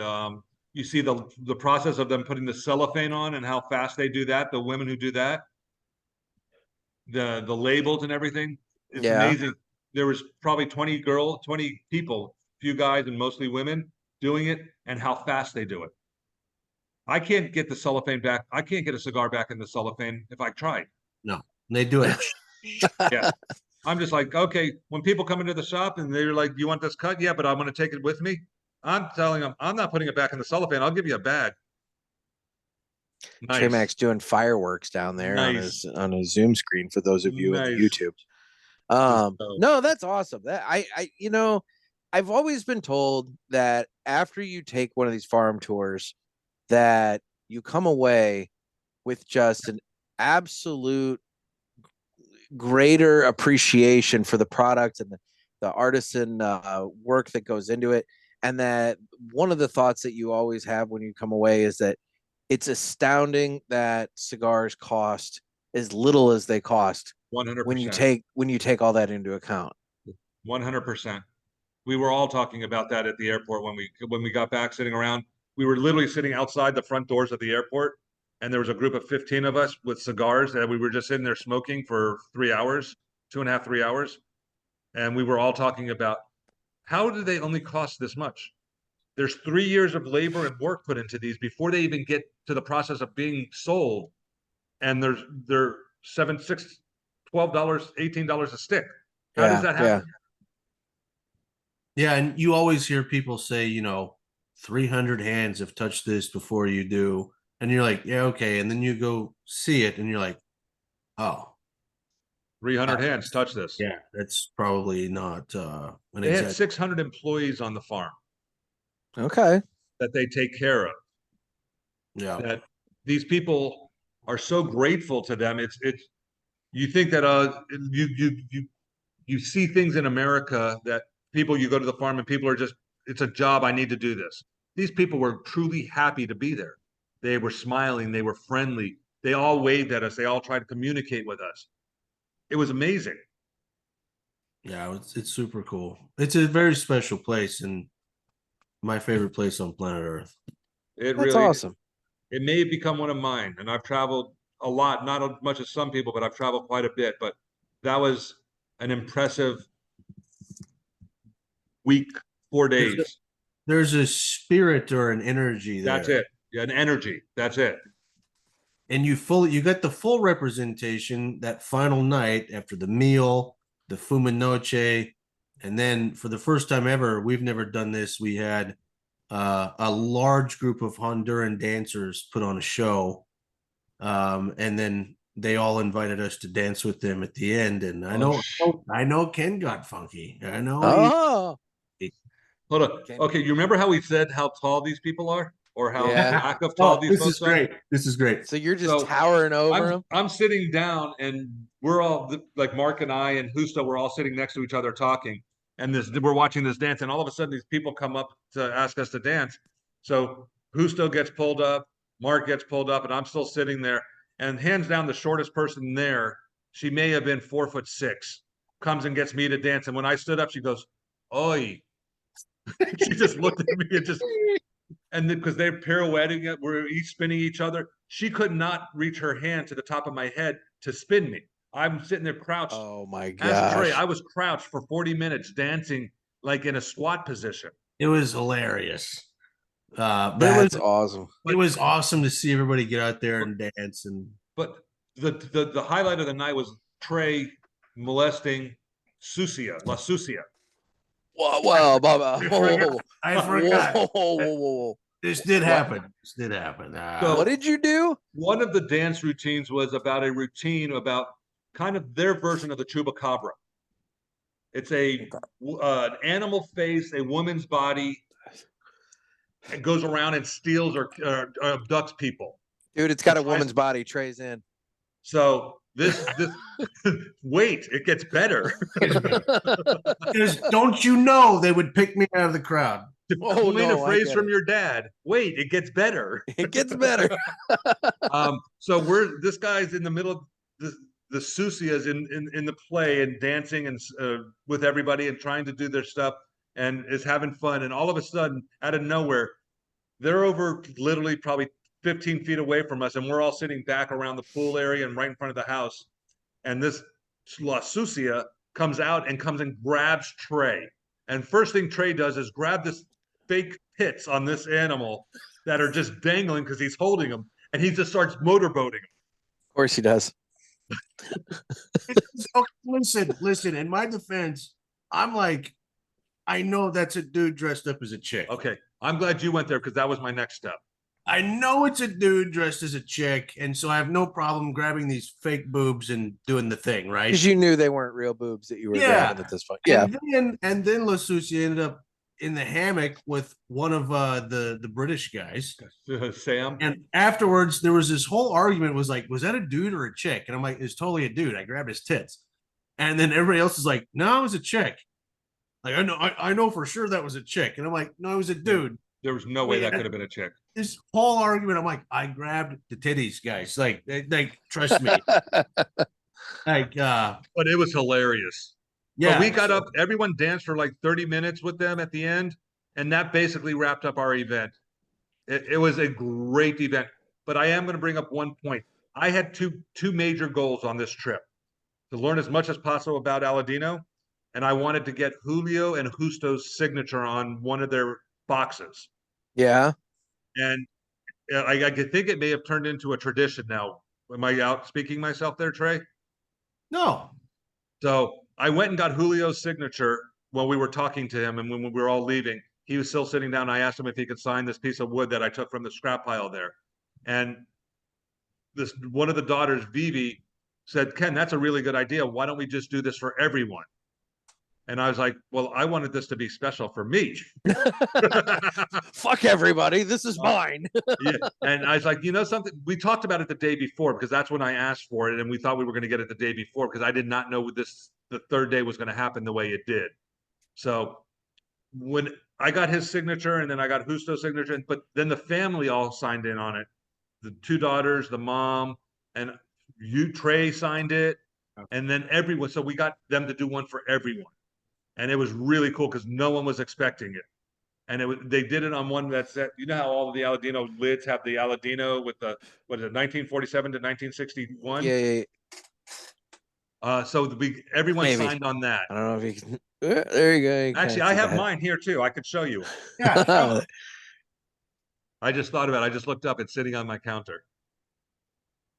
But it was great. Everyone was so happy. And then we took one and signed. Everyone got them and signed for everyone else. Okay. It was very, very cool. That's awesome. That's really Yeah. cool. It's a nice little memento of the trip. It was very nice. Well, while Trey is off getting what he's getting, let's go ahead and hear about My Monthly Cigars. This would normally be the time that I give some information about My Monthly Cigars, but I've hired that out this week, so take it away. My Monthly Cigars is a premium cigar subscription service. It comes in a variety of different size boxes at affordable prices. Use offer code PULPIT and get free shipping on your first box and 20% off any items in the online store at mymonthlycigars.com. That's offer code PULPIT. Thanks. We need to bring Pinky next year when we go. Oh, Pinky's, yeah. we're not gonna out it. It's a thing. Hey, I'm not gonna say nothing. I'm not I saying was gonna shit. say. So yeah, while you're over there at mymonthlycigars.com, make sure you check out the fucking good coffee, including the lounge blend and the pulpit blend, which is the daily press. So Gervais is a dirty little fucker. Trey, show him that. I'm sorry? That lid. I just want to say one thing. Gervais is a dirty little fucker. I don't think anybody would disagree with that. No, but, no. I've never met him. I can't say. I don't know. He's a good Okay, dude, okay. but a dirty little fucker. I'll take your word on it. No, Tell so me from a everybody dirty little signed fucker. these. We had the Aladino, and then the family signed, and then other people signed on the back. So So it's like a little yearbook. That's really cool. Yeah, it's a nice little We started a momentum. tradition. Yeah. I haven't read any of these. They're probably like, Trey, go fuck yourself. But No. I I swear think it was a chick, We didn't know which Trey. one was yours, Trey. We were trying to figure that out so we could do that, but we couldn't figure it out because they were all okay, there all right. together. We didn't know which one you were going to grab. yeah. That's funny. That's funny. Okay, so then on the last day, obviously, you guys get up, Oh. have breakfast, and then Get pile up. to We the didn't even go airport. to bed Get up at 4 a.m. Oh fuck! on the last day. So you're probably partying the most that night because it's your last night. We have the dancers. Uh-huh. And then at 4 a.m., you get up, you drink some coffee, eat some fruit, and you get on that bus to go another 5 hours to the airport. And We did get stopped this time on the way on that where we were talking about the Yeah. lane earlier. We got It stopped for wasn't- about 35 minutes. yeah, it could have been worse. We Yep. still got lucky. It was a Saturday morning and it wasn't quite that busy. It was about 7 o'clock, 6:30 when we hit that spot. The sun was just coming up, but that was And rough. we got to the airport and we we didn't make any mistakes till we got to the airport, and we drank the drinks and ate the ice and paid for that when we got to the US. And that ice Yes, was we not did. reverse osmosis. No, like, it was yeah. we paid that price. And then you'll hear more about what happened to me on the ride home later. I think Okay. probably for a Tales on the Road sort of thing. I was gonna say that segment needs to start up. Yeah. Well, okay. This one's good because I experienced things on a plane that I've never experienced before. You remember how Trey was trying to pick up that girl in Honduras? Yeah. He tried it on the plane and tell him what happened, Trey. Oh, yeah, right. Oh, all I've got to say is American Airlines is probably going to have at least one lawsuit, maybe others. Oh God. What happened on my flight home? Not from you. No, not from me. Although I was very upset. From my point of view, I was pissed off. And then when I saw what happened to everybody else, I was like, luckily I'm young and halfway alive. Or Oh my God. plane. Now So I need to hear this because I didn't hear any of this either. I All sent right. Well, I sent a You sent a picture to the picture. group. Yeah, Yeah. where you saw. I saw what happened, but I don't know what led up and what happened around. all right. Well, if this is gonna be a Tales from the Road thing, then the listeners can wait. But by God, when we get off the Zoom, I want to know. I want to hear what this is because this sounds good. How are you well, doing all those graphics? No, he's been doing. This is the second time he's been on Zoom with me, and that he's done this shit, and I don't know how he's doing it. I don't know how I'm doing it either. I have no clue. Liar.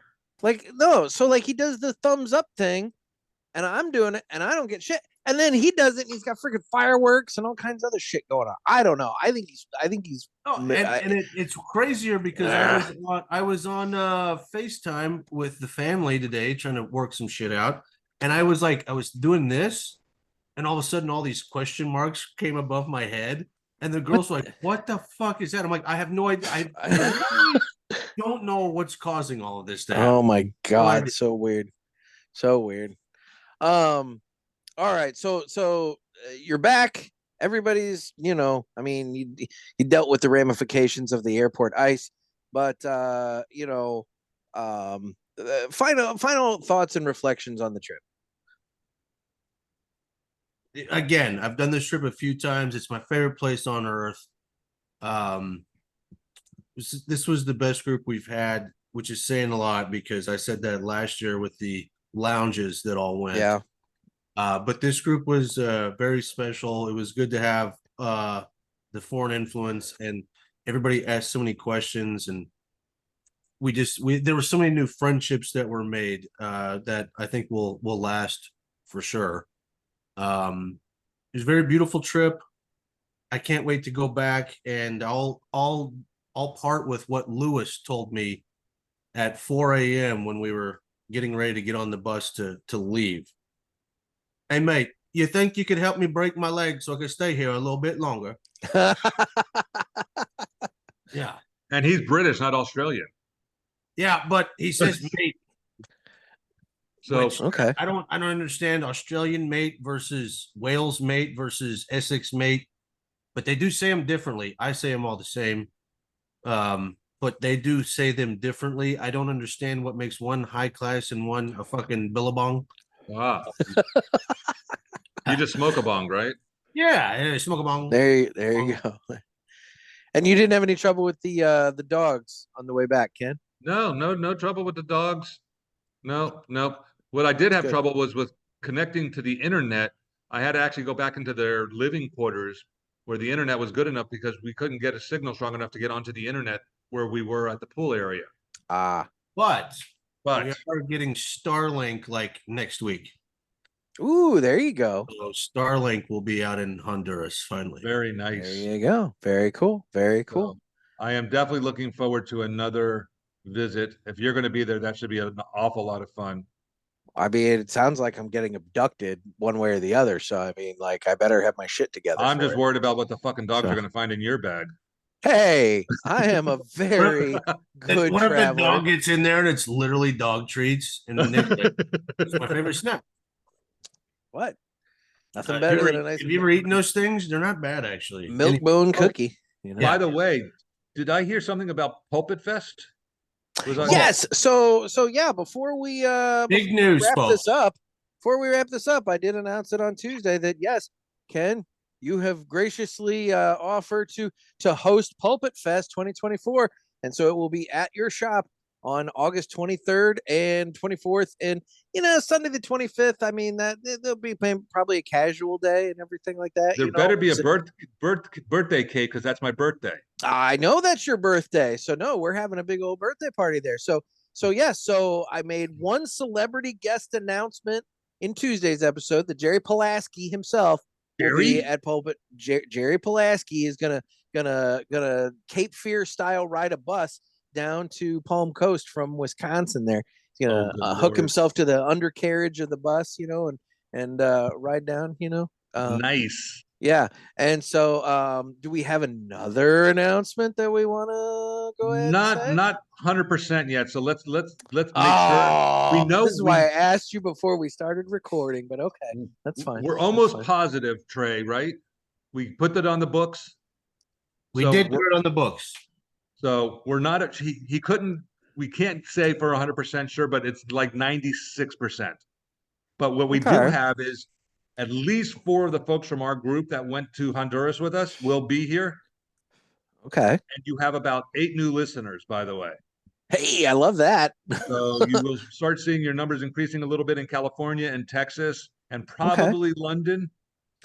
You know what? I like the UK listeners. I have a good solid group of UK listeners over there. I always talk about Sweden because that's where Bjorn's at. But by God, there are some really solid UK listeners. Would you bang Bjorn? No. I like women. Bjorn's a nice guy, but I throw it out there because I love you, Bjorn. Bjorn, you need to come to Florida. I love you, Bjorn, but I'm not gonna bang you. This is the 5th annual, correct? Am I incorrect with my numbers? Whoa, shit! I haven't done the counting. 19. You started. 2. No, I didn't. I started the show in 19, but we didn't do. I feel like it might actually be the 4th because I feel like it was not 2020 that we actually branded Pulpit Fest. 21 was the first year we branded Pulpit Fest. So 21, 22, 20. So this is the 3rd or 4th annual. Yes, this will be the 4th annual. Did you bang Bjork? I'm sorry? You bang Bjork?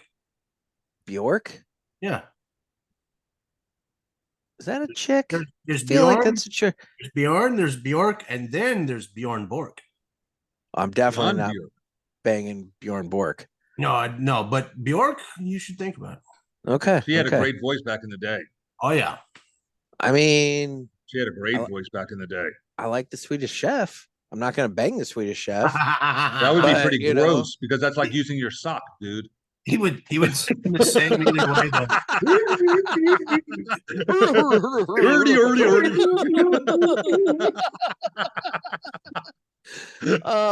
Yeah. So no. What a way to finish a show! I'm telling you, people are looking forward to coming down to your shop.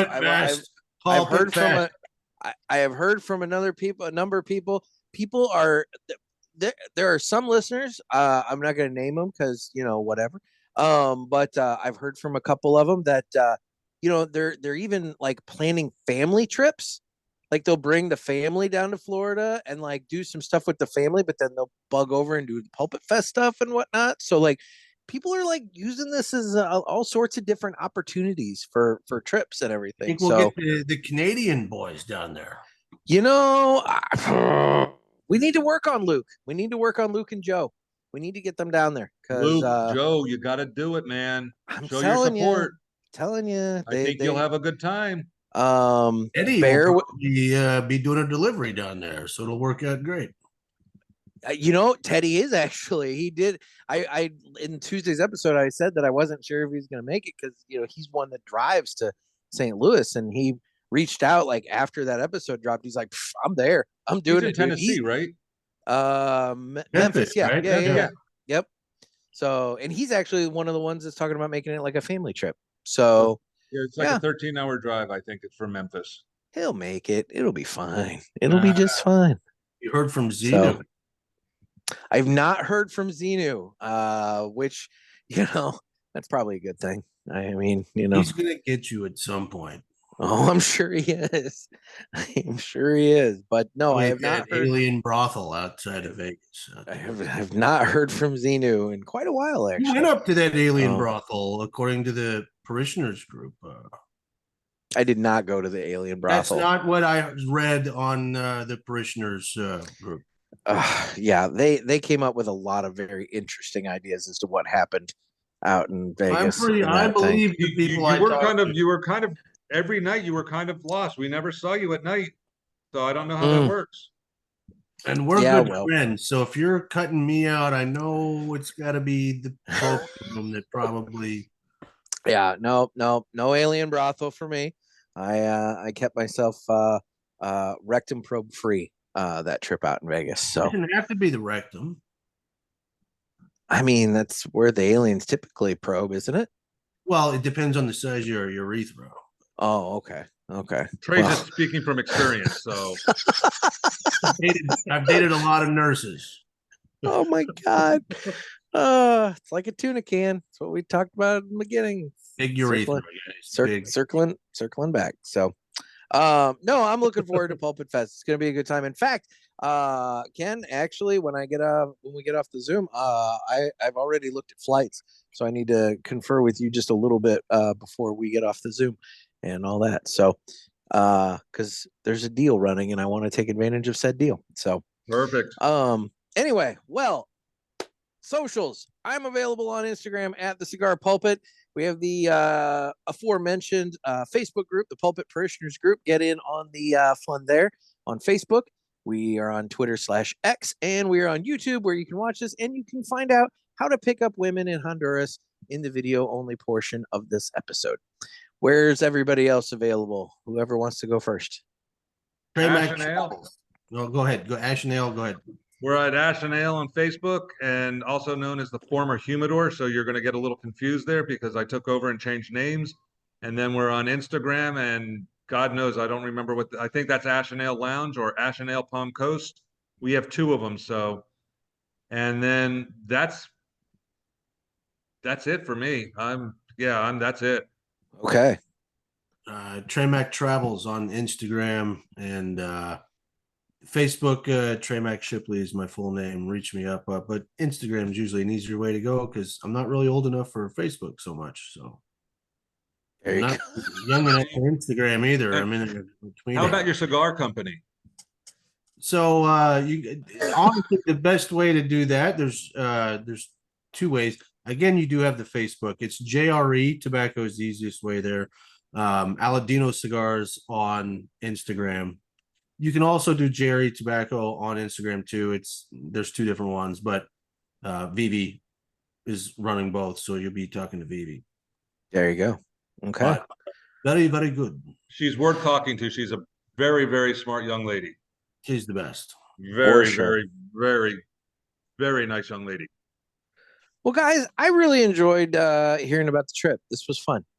And are your listeners going to want to listen for 2.5 hours, though? You know what? I bet they will.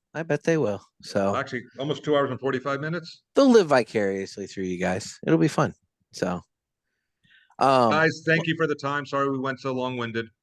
No, whatever. I was saying, no, you're not. It's fine. It's fine. I didn't say anything sexist on this show. You said titties like 4 times. What are you talking about? It's the least sexist I've ever been on this show. This is probably the least sexist. We'll go with that. You molested a person in Honduras. This show could have been R.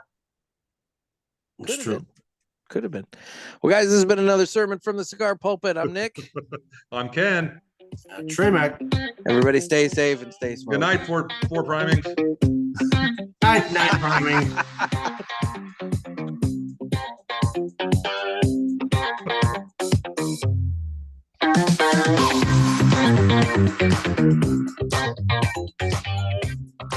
Stop that.